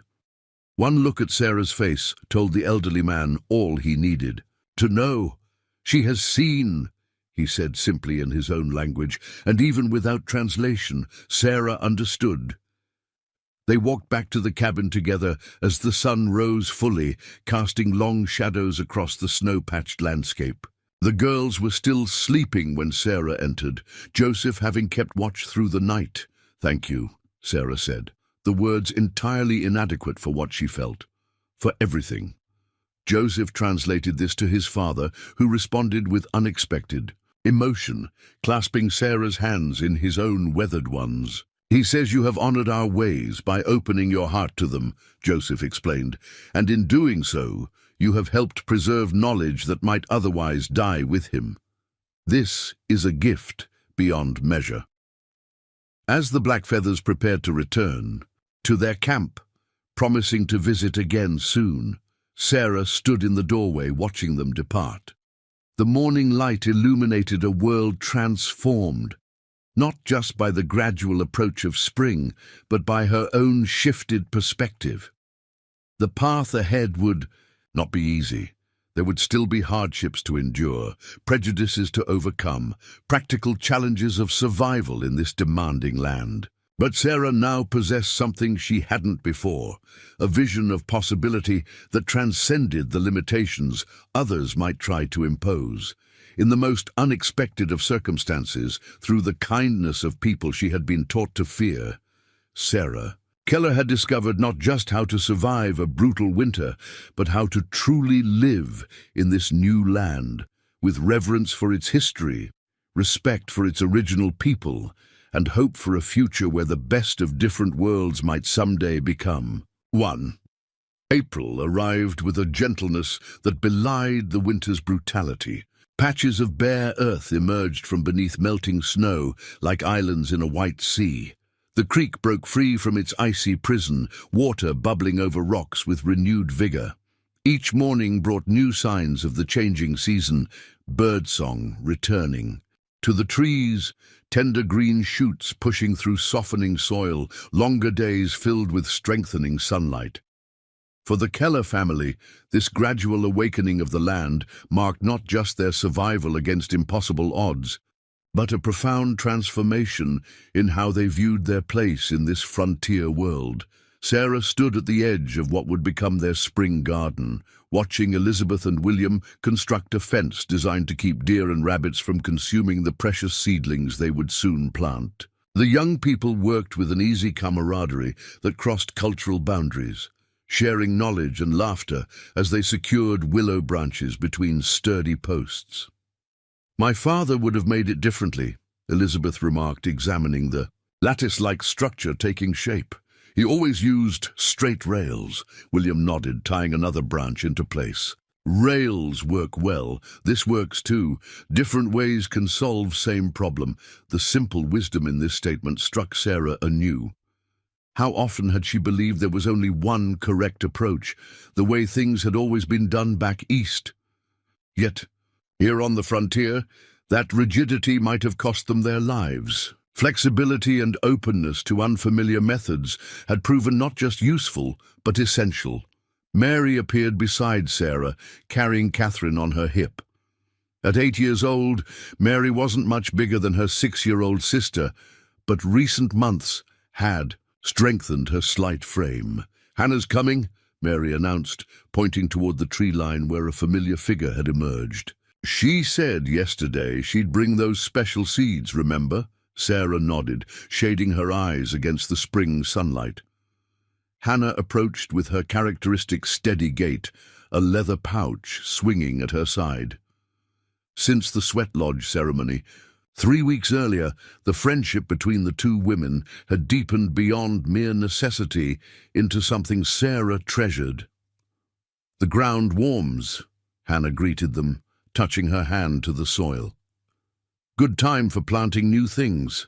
The new things she referred to were seeds the Lakota woman had promised to share, varieties unfamiliar to most settlers but perfectly adapted to the harsh conditions of the territory. Hannah knelt, opening her pouch to reveal several small bundles wrapped in birch bark. This one grows fast before summer heat, she explained, showing Sarah tiny black seeds. Good green food when other plants still sleep. This one keeps insects away from corn, she indicated another bundle. And this one calls the good spirits to bless the ground. Sarah no longer questioned such statements that blended practical knowledge with spiritual beliefs. Her experiences over the winter had opened her mind to possibilities beyond her previous understanding. "We're grateful for these gifts," she said simply. "Will you show us how to plant them in the proper way?" Hannah's face brightened. "Yes, there are songs that help seeds grow strong. I will teach your daughters." As the two women prepared the first section of garden, Catherine began helping Hannah arrange the seeds in specific patterns while learning a planting song in the Lakota language. The child's pronunciation was remarkably good, her young mind absorbing the unfamiliar words with ease. "She speaks our language better than you," Hannah observed with a gentle smile. "Children learn quickly," Sarah replied. "Catherine sings your songs in her sleep sometimes." Hannah's expression grew thoughtful. "In the old days, before reservations, sometimes children from other tribes lived with us after conflicts. They became Lakota in their hearts, though born to different people. Your Catherine has a Lakota spirit, I think." This observation might once have troubled Sarah, but now she simply considered it with interest. "What does that mean for her future?" Hannah shrugged slightly. "It means she will always see with two sets of eyes, your people's ways and ours. This is a gift, though sometimes a difficult one." Later that afternoon, Joseph and Grey Wolf arrived with news that would prove significant for the Keller family's future. "Soldiers came to our winter camp yesterday," Joseph explained, as they shared tea inside the cabin. "They say all Lakota must go to the reservation at Pine Ridge before summer moon, no exceptions." Sarah felt a chill despite the mild day.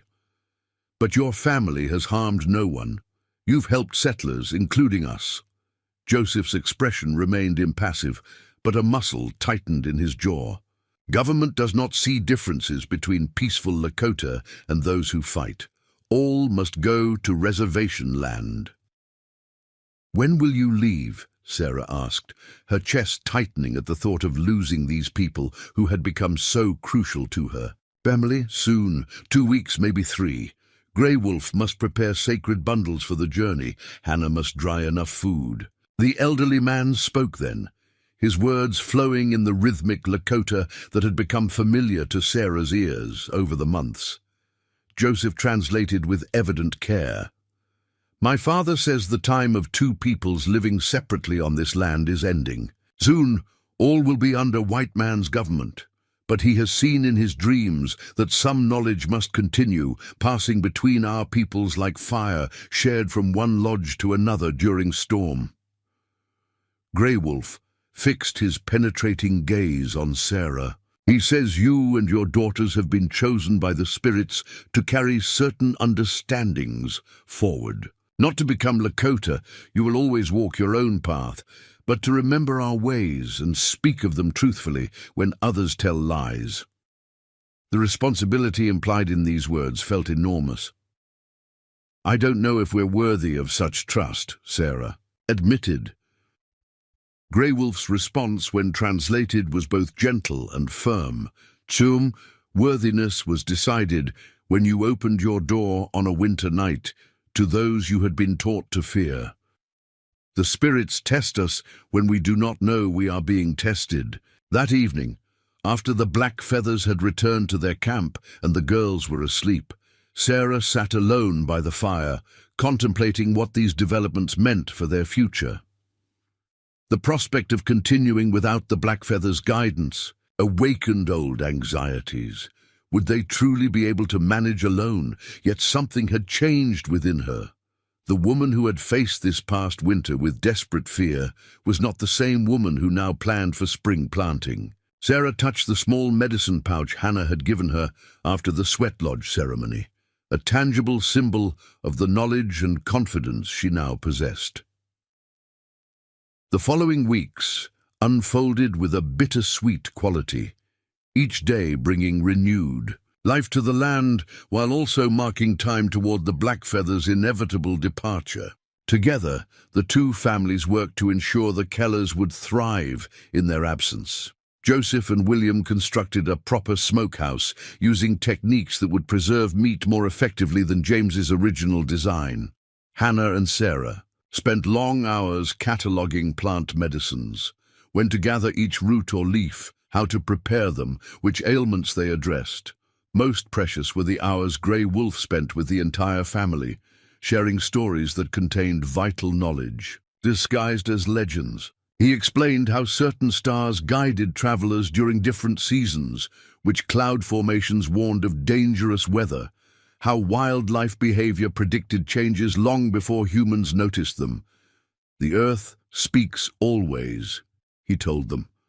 "Most people forget how to listen." During this time, Sarah noticed Elizabeth spending increasingly long periods with William, returning from walks in the awakening forest with a thoughtful, almost melancholy expression. One evening, Sarah found her eldest daughter sitting alone by the creek, absently trailing her fingers in the cold water. "William says they'll travel south to reach the reservation," Elizabeth said without preamble as Sarah sat beside her. "Hundreds of miles from here. I'll never see him again." The simple statement contained depths of emotion that Sarah recognized all too well: the ache of impending loss, the uncertainty of a future suddenly altered. "The world is changing quickly," Sarah said gently. "Borders and rules are being drawn across lands that once had none. But I don't believe this is truly the end of your friendship with William." Elizabeth glanced at her mother, a flicker of hope crossing her features. "What do you mean?"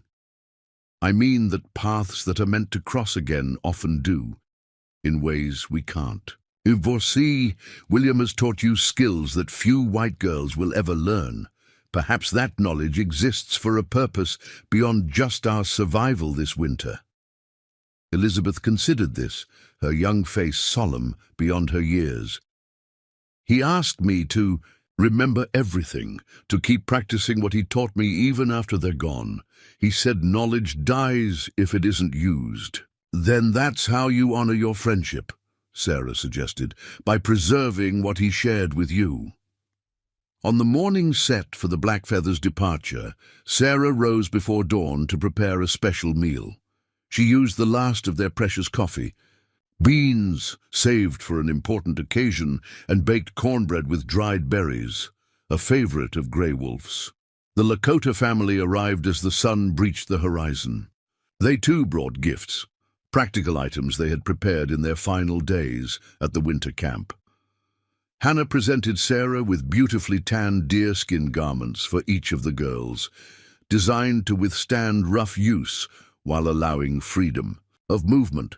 "For hunting, for gathering," she explained, "better than dresses made for sitting still."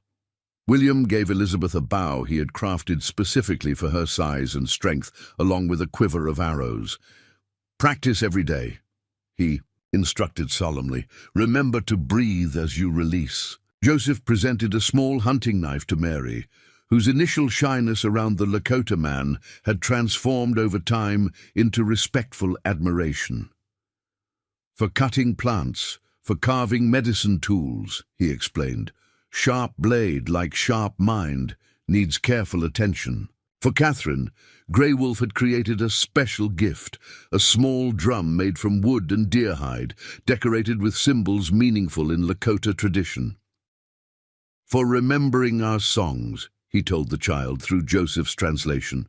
"For calling good. Spirits when you need help." Finally, for Sarah, Grey Wolf presented a bundle wrapped in ceremonial cloth. When she carefully unwrapped it, she found a beautifully crafted pipe, its stone bowl intricately carved with symbols she had come to recognize over the winter.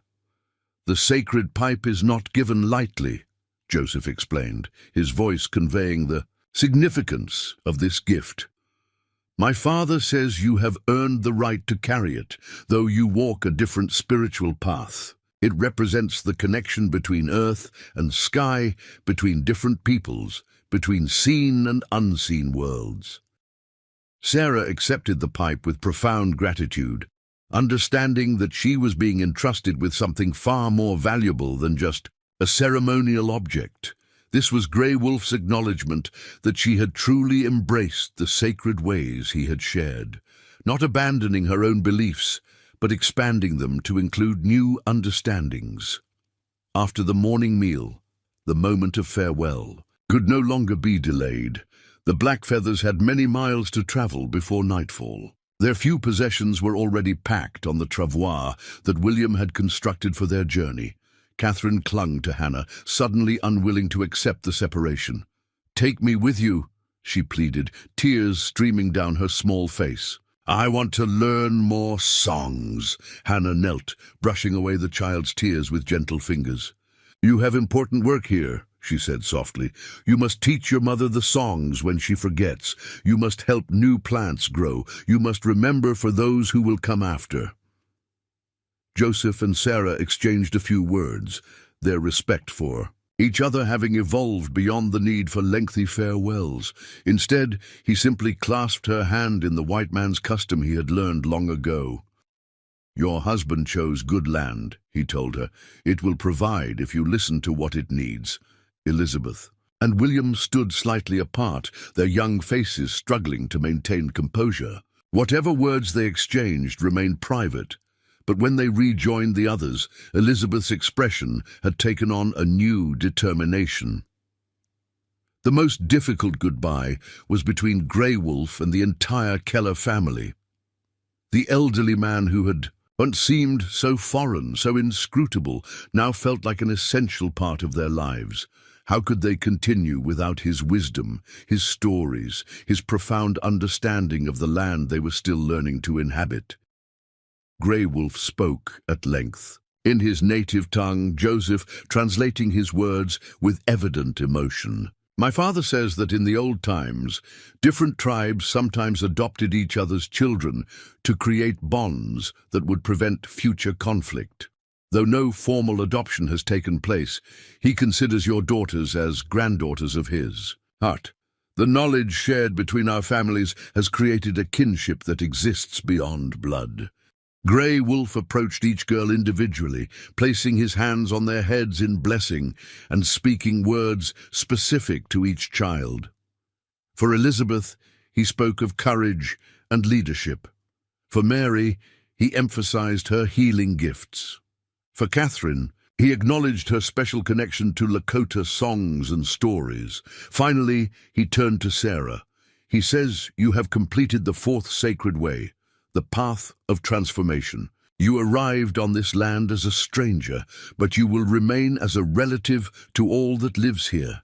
Remember this in difficult times ahead." With these words, the Blackfeather family gathered their belongings and began their journey southward. The Kellers stood watching until they disappeared beyond the distant hills, Catherine still clutching the small drum, Elizabeth holding her bow with newfound purpose. That night, Sarah added a special entry to the journal she had begun keeping after, reading Eleanor Hargrove's winter account. She wanted to document everything they had learned, not just for her daughter's future reference, but for others who might someday face similar challenges.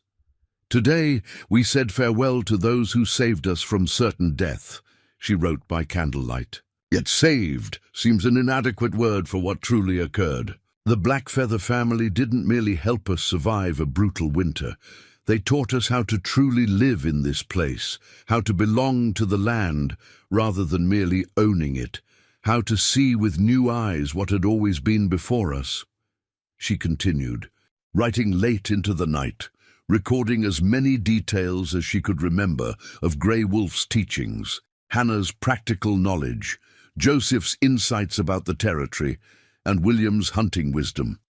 This journal would become part of her legacy, tangible evidence of the bridge built between two worlds, often portrayed as incapable of peaceful coexistence. Spring advanced into early summer. The Keller homestead flourished in ways James might never have imagined. Hannah's seeds produced vegetables unknown to most settlers, providing fresh food well before traditional crops matured.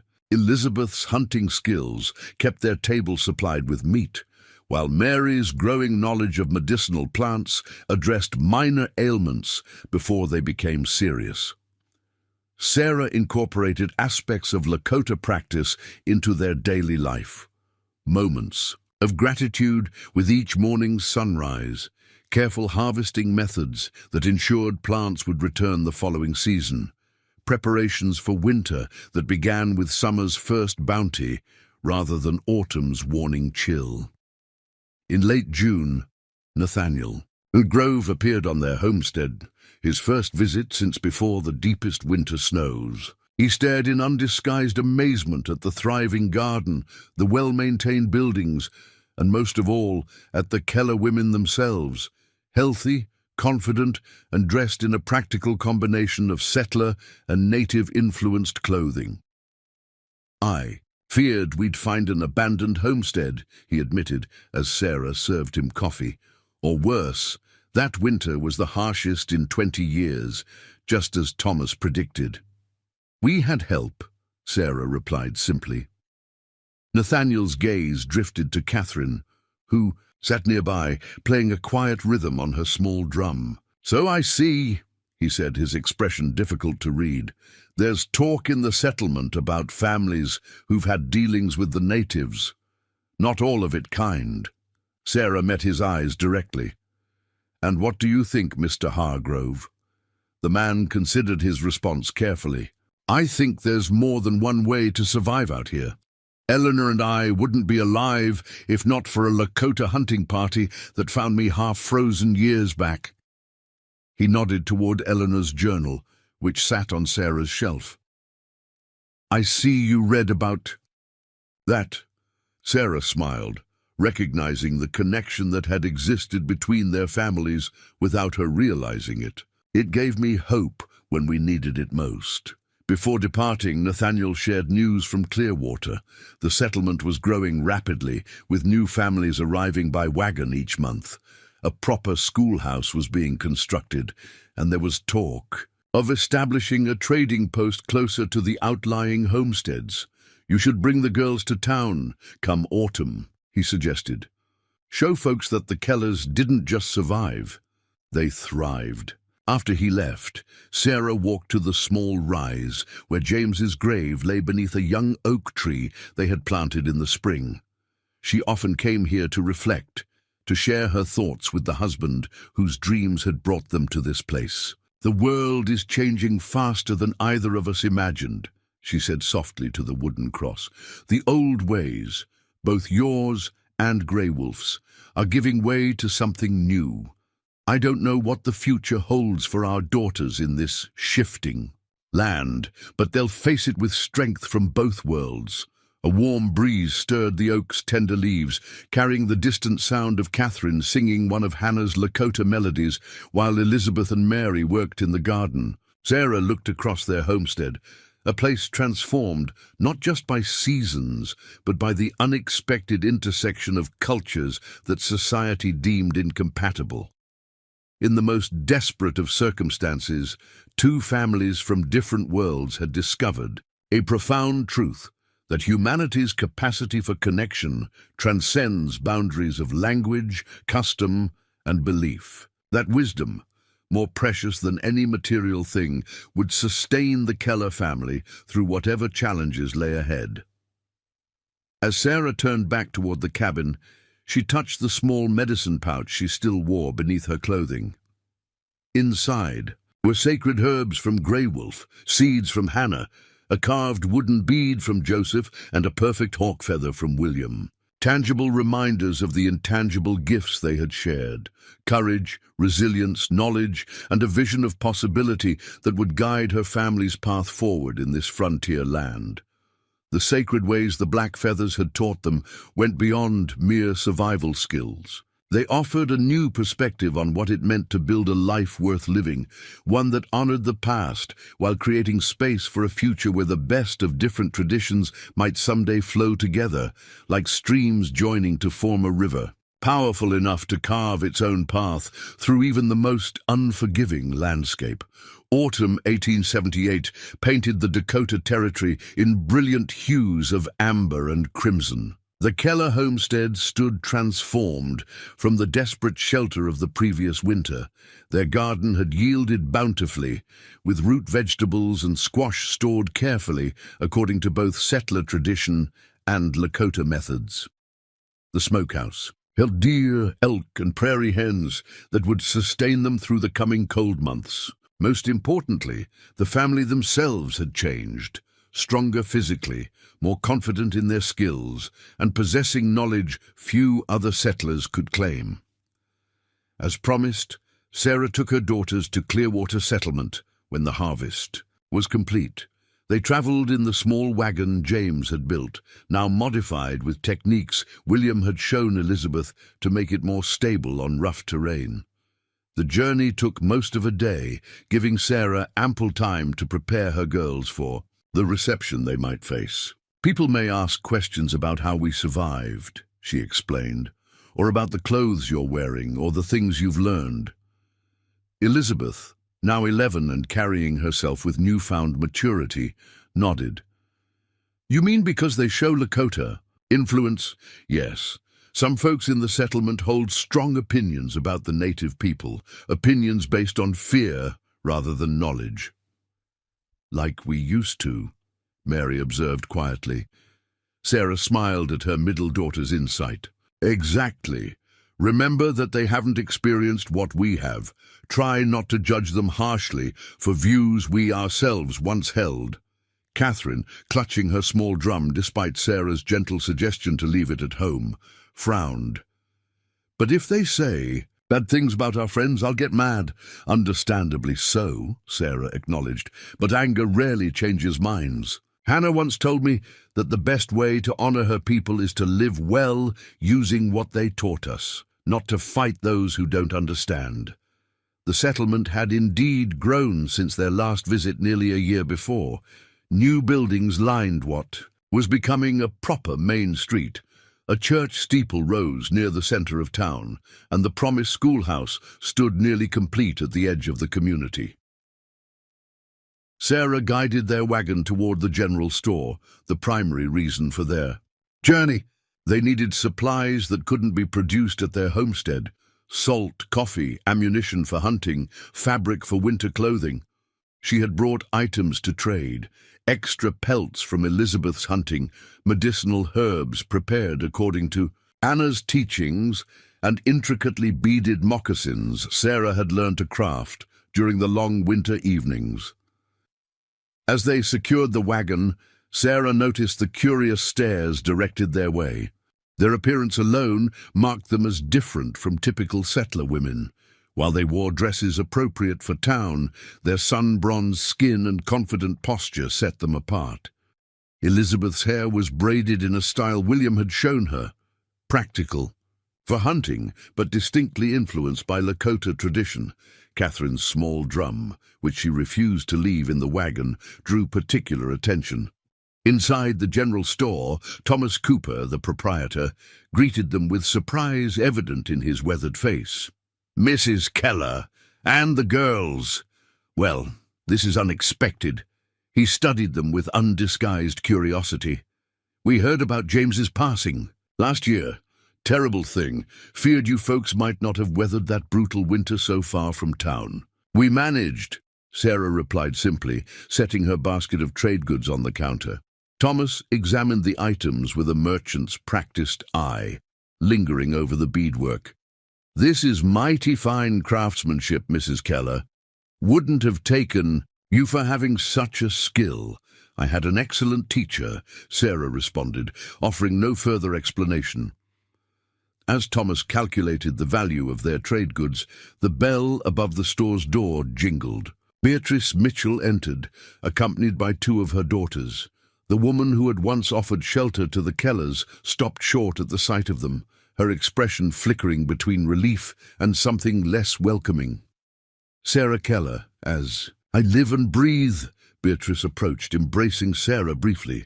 "When we didn't see you in church all winter, Orville was certain you'd all perished." We even discussed mounting an expedition to your homestead come spring, but the men said the creek would be impassable from the snowmelt.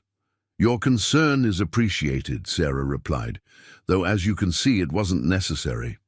Beatrice's gaze travelled over the Keller girls, her eyes narrowing slightly at their appearance. You all look different. Healthy, of course, but changed somehow. Catherine, never one for subtlety, smiled brightly.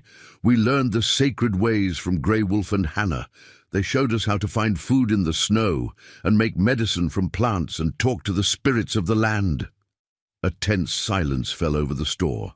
Beatrice's mouth formed a tight line, while Thomas busied himself suddenly with arranging items on a shelf. Catherine, Sarah said gently, why don't you and your sisters wait in the wagon while I finish our business here? Elizabeth, understanding the situation perfectly, guided her younger sisters outside, despite Catherine's protests. When they had gone, Sarah turned back to face the uncomfortable scrutiny of the settlement residents. I see, Beatrice said, her voice carefully controlled. So the rumors were true. You took in Indians during the winter. The Blackfeather family sheltered us during a blizzard, Sarah confirmed evenly, and later taught us survival skills that saved our lives. I make no apology for that. Thomas Cooper cleared his throat. No one's asking for apologies, Mrs. Keller. It's just that, well, there's been trouble with some of the tribes. Army's been through here twice this summer. Makes folks nervous to hear about settlers getting too friendly with the natives. Sarah met his gaze directly. The Blackfeathers are now on the Pine Ridge Reservation, Mr. Cooper, sent there by that same army, regardless of the help they've provided to settlers like myself and the Hargroves. They pose no threat to anyone in this settlement. Beatrice seemed taken aback. The Hargroves, too. Eleanor never mentioned, perhaps because she anticipated this reaction, Sarah suggested. This territory has room enough for understanding alongside caution, Mrs. Mitchell. One needn't exclude the other. The conversation might have grown more heated had the door not opened again, admitting Reverend Taylor, the settlement's recently arrived preacher. The man's kind face broke into a smile when he spotted Sarah. Mrs. Keller, what a blessing to see you. I've been meaning to ride out to your homestead for a pastoral visit. Some of the congregation expressed concern about your family's welfare, so distant from our community. Sarah relaxed slightly at his genuinely warm greeting. Reverend Taylor, we're well, thank you. Just in town for necessary supplies. The preacher nodded, then lowered his voice slightly. Might I have a word in private before you depart, perhaps outside? Curious, Sarah agreed. After completing her transactions with a still uncomfortable Thomas Cooper, she joined Reverend Taylor on the store's small porch. Her daughters remained in the wagon, Elizabeth vigilantly watching the interaction. Mrs. Keller, the preacher began without preamble, I understand your family received assistance from Lakota people this past winter? Sarah tensed, preparing for another confrontation. We did. They saved our lives. To her surprise, Reverend Taylor nodded thoughtfully. I spent 3 years as a missionary among the Arapaho before coming here. While many of my colleagues focused solely on conversion, I found myself learning as much as teaching. This unexpected revelation shifted Sarah's perception of the man before her. Then you understand. I believe I might, he replied. The experience changed how I view my calling.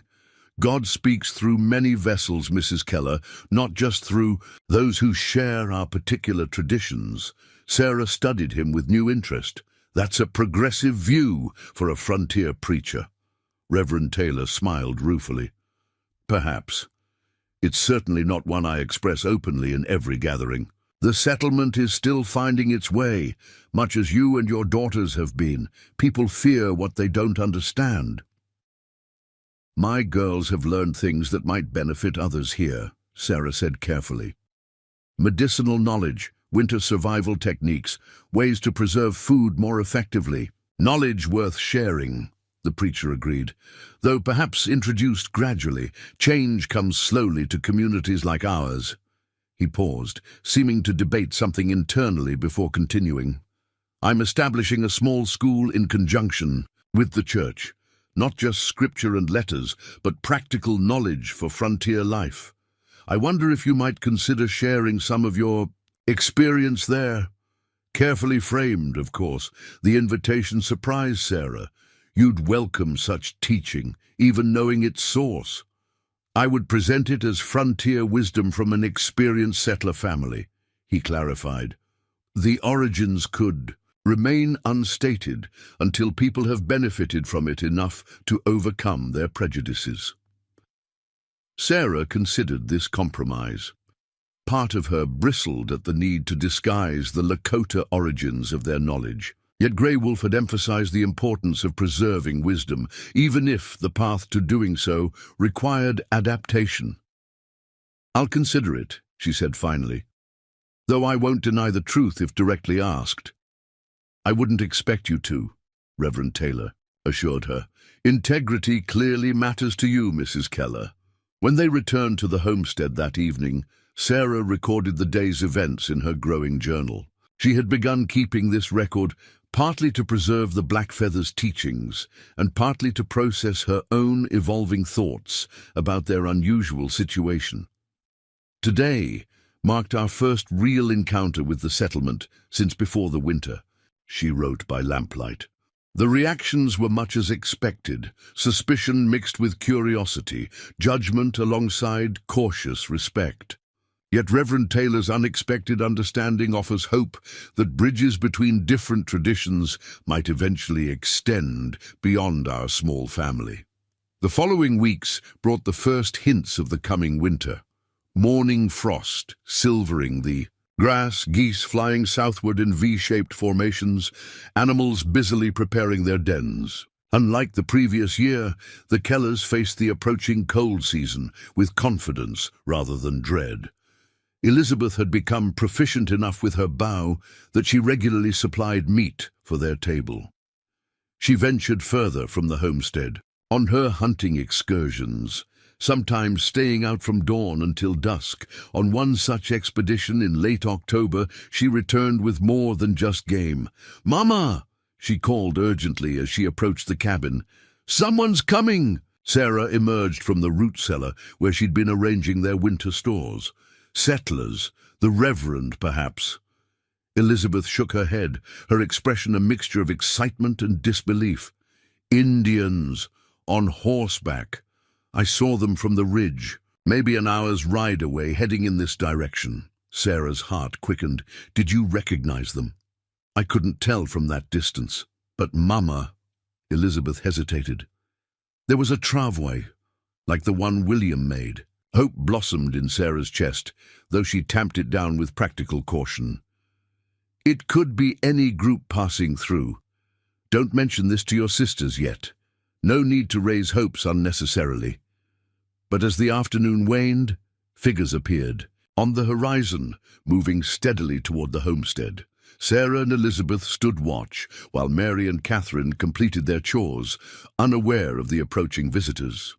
"It's them," Elizabeth whispered, as the riders drew close enough to distinguish. "It's the Blackfeathers." Indeed, Joseph led the small party, followed by Hannah and Grey Wolf, with William bringing up the rear alongside the travois that carried their belongings.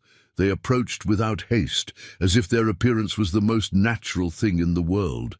Catherine spotted them from the chicken coop and let out a shriek of joy that sent hens scattering in all directions. She bolted toward the riders, Mary close behind once she realized what was happening. Joseph raised a hand in greeting as they entered the clearing. "The Kellers still stand strong," he observed with the hint of a smile. "Good to see." "We didn't expect," Sarah began, emotion making it difficult to form words. "The reservation. Pine Ridge is not good for an old man's lungs," Joseph explained as they dismounted. "Too many people are too close together. Grey Wolf coughed blood when leaves changed color." Hannah embraced Sarah warmly. "Agent gave special. Paper," she explained, producing a worn document. "Says we can live near Clearwater because Joseph worked for the army as a scout long ago." still must report to Fort Randall twice each year. Grey Wolf, noticeably thinner than when they'd last seen him, nevertheless smiled broadly as Catherine flung herself into his arms, chattering excitedly in a mixture of English and the Lakota. Phrases she remembered. "My father says the spirits guided our path back here," William translated as the elderly man responded to Catherine's welcome. He dreamed of this place many times at Pine Ridge, said his work here was not finished. The reunion continued well into the evening, with both families sharing news of the months they'd been apart. The Blackfeathers' experience at the reservation had been difficult. Crowded conditions, unfamiliar surroundings, and the constant scrutiny of government agents. "Many people are sick there," Hannah explained solemnly. "Not just bodies. Hearts sick for old ways, old places. When permission came to leave, we knew where to go," Joseph added. "This land has good water, good hunting still, and people who understand respect between different ways." Sarah hesitated before raising the practical concern that couldn't be ignored. "The settlement may not welcome your presence," she warned. "There's fear, misunderstanding." Joseph nodded, unsurprised. "We will camp near Creek Bend, not too close to town. Hunt far from settler farms. Trade only through those we trust." He glanced meaningfully at Sarah. "Bridge people, like your family." "Bridge people," Sarah repeated softly, recognizing the aptness of the term, neither fully of one world nor the other, but spanning the divide between them. As the evening progressed, practical matters gave way to deeper conversation. Grey Wolf, despite his weakened condition, insisted on performing a ceremony of thanksgiving for their reunion. With Joseph translating, he explained its significance, not just as gratitude for their present circumstances, but as acknowledgement of the continuing bond between their families. He says, what began in the desperation of winter has become a joining of paths that will continue beyond our own lives. Joseph translated, "Our children's children will remember these days, though the remembering may take different forms." Later, as the Blackfeathers prepared to depart for their campsite by the creek, Grey Wolf took Sarah aside. Through William's translation, he shared a vision he'd experienced during his illness at Pine Ridge. "He saw your daughters as grown women," William explained, "each carrying forward different aspects of what they learned during that winter. Elizabeth as a protector of both peoples, Mary as a healer bringing together different medicine ways, Catherine as a keeper of stories that might otherwise be forgotten. And me?" Sarah asked softly. Grey Wolf's response, when translated, brought tears to her eyes. "He says you will become the heart of something new, not Lakota, not white, but a wisdom born from both, strong enough to endure when old hatreds would destroy it." In the months and years that followed, this vision gradually took shape in ways neither family could have fully anticipated. The Blackfeathers established a small but permanent camp near the creek bend, far enough from Clearwater to avoid regular contact with suspicious settlers, but close enough to maintain their connection with the Kellers. Sarah eventually accepted Reverend Taylor's invitation to share her knowledge at the settlement school, presenting frontier survival techniques without initially emphasizing their origins. As the settlers benefited from this information, children recovering from winter illness thanks to pine needle tea, food stores lasting longer through Lakota preservation methods, curiosity began to overcome prejudice. By the spring of 1880, Sarah had established a small apothecary adjacent to their homestead, where she combined traditional settler remedies with the medicinal knowledge Hannah had taught her. Word spread gradually about the effectiveness of her treatments, drawing visitors from as far as Clearwater and neighboring homesteads. Elizabeth, as she matured into young womanhood, found her place as an intermediary between the increasingly numerous settlers and the remaining native people attempting to maintain their traditional ways despite government restrictions. Her unique skills and dual cultural understanding made her valuable to both communities. Mary's gentle nature and Quick mind led her toward becoming a healer in her own right. She studied formally with the doctor who eventually settled in Clearwater, while continuing to learn traditional medicine from Hannah and Grey Wolf. The resulting synthesis created a unique approach to frontier healthcare that addressed both physical and spiritual aspects of wellness. Catherine, the youngest, perhaps underwent the most profound transformation. Her natural affinity for Lakota language and stories developed into a passion for preserving the oral traditions Grey Wolf shared. Even as a young girl, she began recording these tales in written form, creating an unprecedented bridge between cultures typically separated by misunderstanding and fear. What had begun as a desperate struggle for survival during a brutal Dakota winter evolved over time into something far more significant, a small but resilient example of how different worlds could not only coexist, but enrich one another when approached with openness and mutual respect.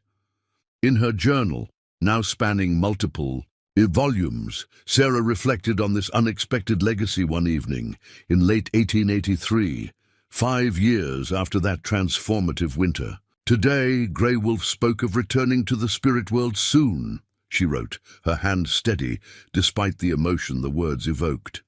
"He says his body grows tired, but he leaves without fear because the seeds of understanding have been planted in fertile ground. When I think back to the desperate widow I was, facing an impossible winter with 3 young daughters and dwindling supplies, I scarcely recognize that woman. She could never have imagined that salvation would come in the form of those she had been taught to fear. She could never have envisioned her eldest daughter hunting alongside a Lakota youth, her middle child combining frontier medicine with native wisdom, her youngest preserving stories that might otherwise vanish from the earth. James dreamed of building something lasting on this frontier, though his vision was limited to fields and buildings, tangible monuments to human effort. What we have built instead transcends physical structures. The true legacy of our family's journey exists in the understanding that has grown between people whose paths would never have crossed, but for the intervention of what Grey Wolf calls the spirits and what Reverend Taylor names divine providence. Perhaps they speak of the same force using different words, that which draws humanity toward connection rather than division, toward harmony rather than discord. If so, then the sacred ways that saved us during that desperate winter were not just techniques for physical survival, but pathways toward a deeper understanding of what it means to truly live in this challenging world. And that may be the most precious legacy of all, one that will continue long after those who first forged this unlikely bond have returned to the earth we all share. Outside her window, snow began to fall gently on the Dakota territory, no longer an enemy to be feared, but part of a natural cycle she had learned to respect. In the distance, the lights of the Blackfeathers Lodge glowed warmly against the gathering darkness, and within her own cabin, the voices of her daughters blended in conversation, Elizabeth discussing hunting strategies for the coming season, Mary sorting newly dried herbs for winter remedies, Catherine practicing a Lakota healing song Grey Wolf had taught her that afternoon. Different worlds, once separate, now woven together into something stronger and more beautiful than either, could have been alone. This was the true frontier they had pioneered, not of land, but of human understanding, a legacy that would endure through generations yet unborn, seeded during a desperate winter when survival depended on opening doors that fear would have kept forever closed.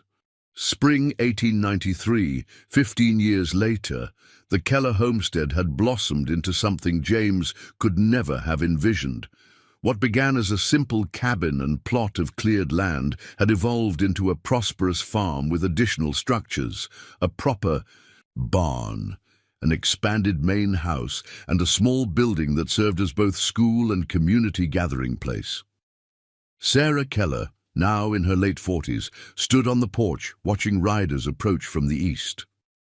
15 years had etched fine lines around her eyes and streaked her once brown hair with silver, but she carried herself with the quiet confidence of a woman who had faced life's harshest challenges and emerged stronger. "They're coming," called a youthful voice from inside the house. 10-year-old Emma Blackfeather Keller rushed past Sarah, her dark braids flying behind her as she ran to greet the approaching party. Sarah smiled at her granddaughter's enthusiasm. Emma was Elizabeth's child, born of her marriage to William Blackfeather after years of friendship had blossomed into something deeper. Their union, once considered scandalous by many in the settlement, had gradually gained acceptance as the community itself evolved. The riders drew closer, Elizabeth leading the group, returning from her monthly journey to the reservation, where she now served as an official liaison between government agents and the Lakota people. Behind her rode Mary, with her medical bag secured to her saddle, returning from treating patients in the more distant homesteads. As they dismounted, Sarah observed how her daughters had grown into the roles Grey Wolf had foreseen.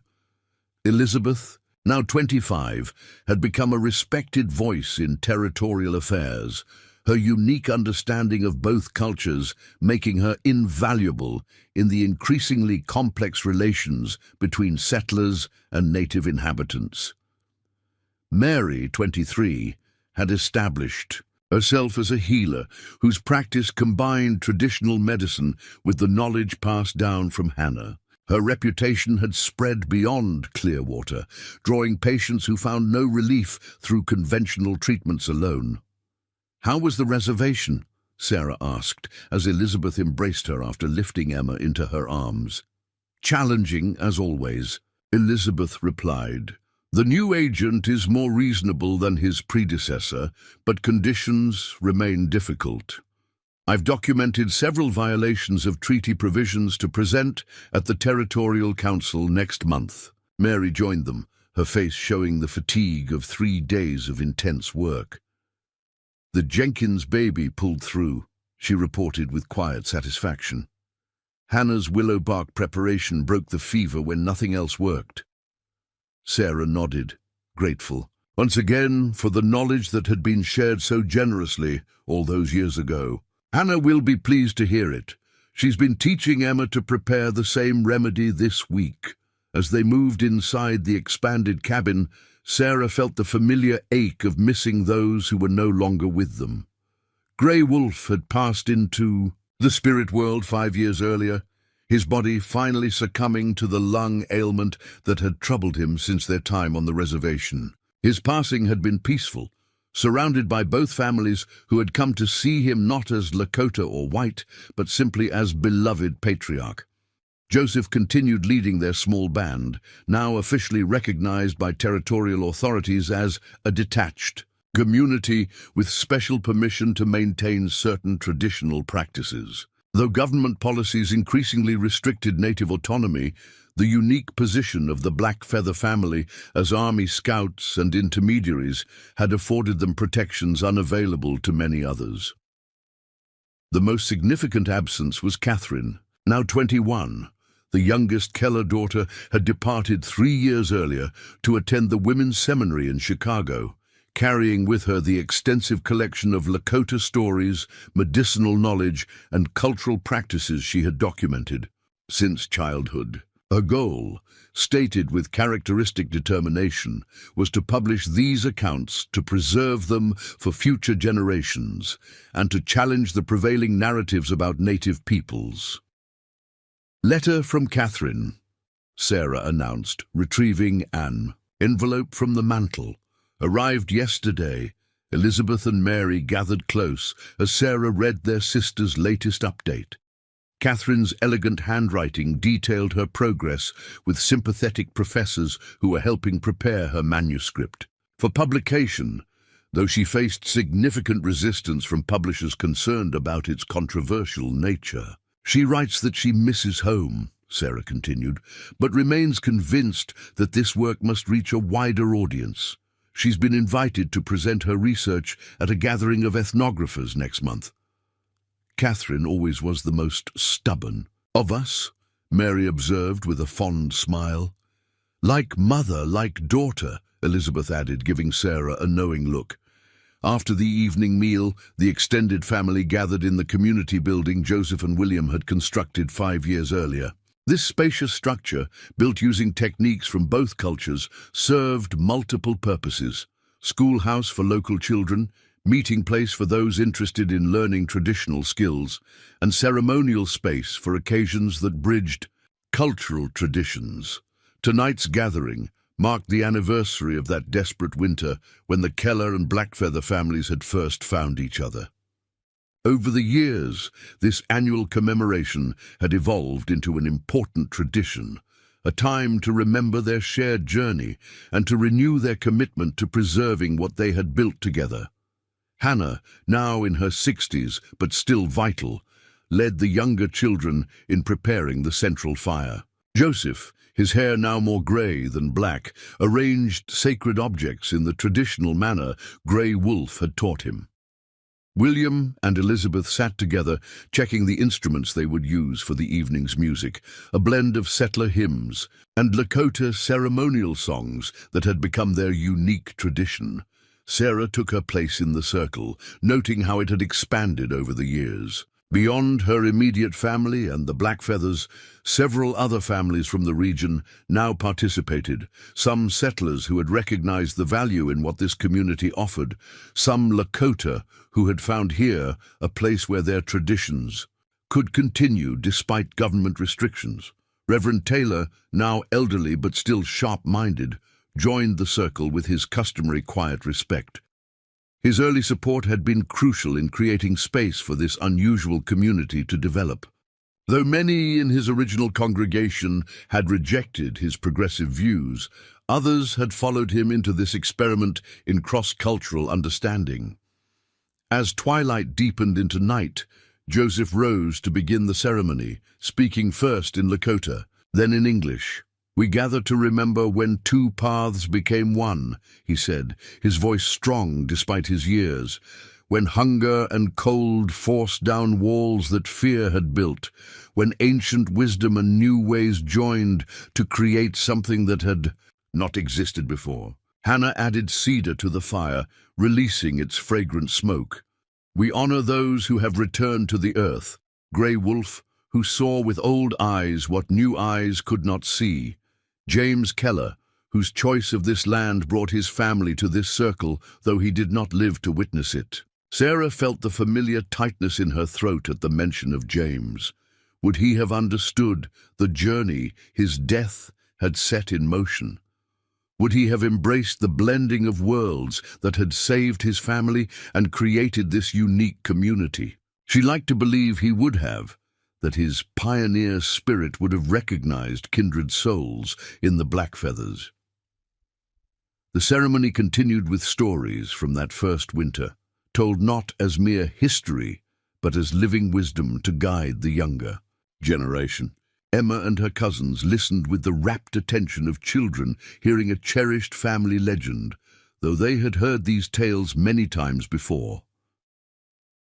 William produced Catherine's latest letter to be read to the gathering. In it, she described her efforts to challenge prevailing attitudes about Native peoples in academic circles and her vision for establishing a school that would preserve traditional knowledge while preparing indigenous youth for the changing world.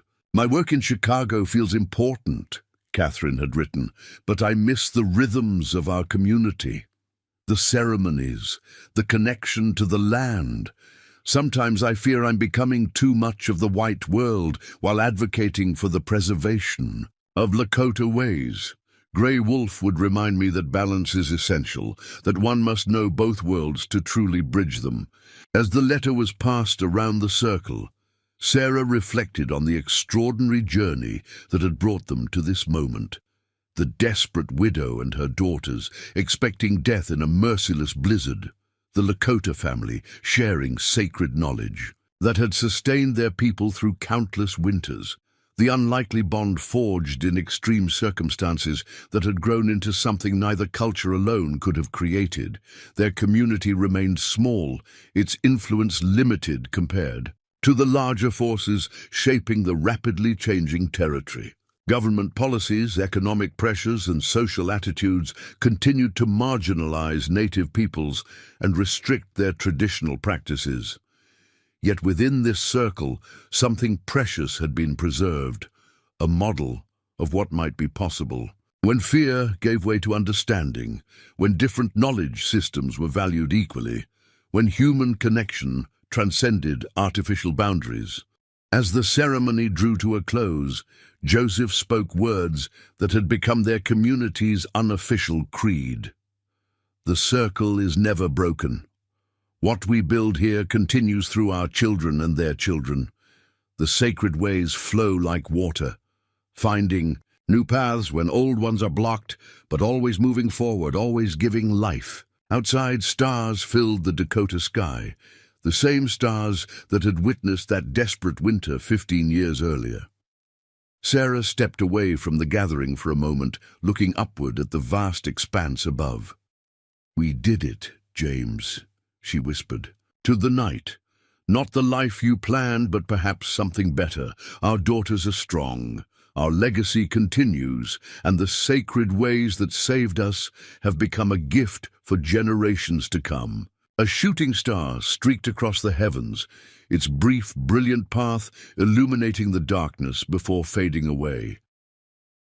But the light it left in Sarah's heart, the certainty that their unlikely journey had meaning beyond what any of them could fully comprehend, would continue to guide the community they had built on the edge of two worlds. Up next, you've got two more standout stories right on your screen. If this one hits the mark, you won't want to pass these up. Just click and check them out, and don't forget to subscribe and turn on the notification bell so you don't miss any upload from us.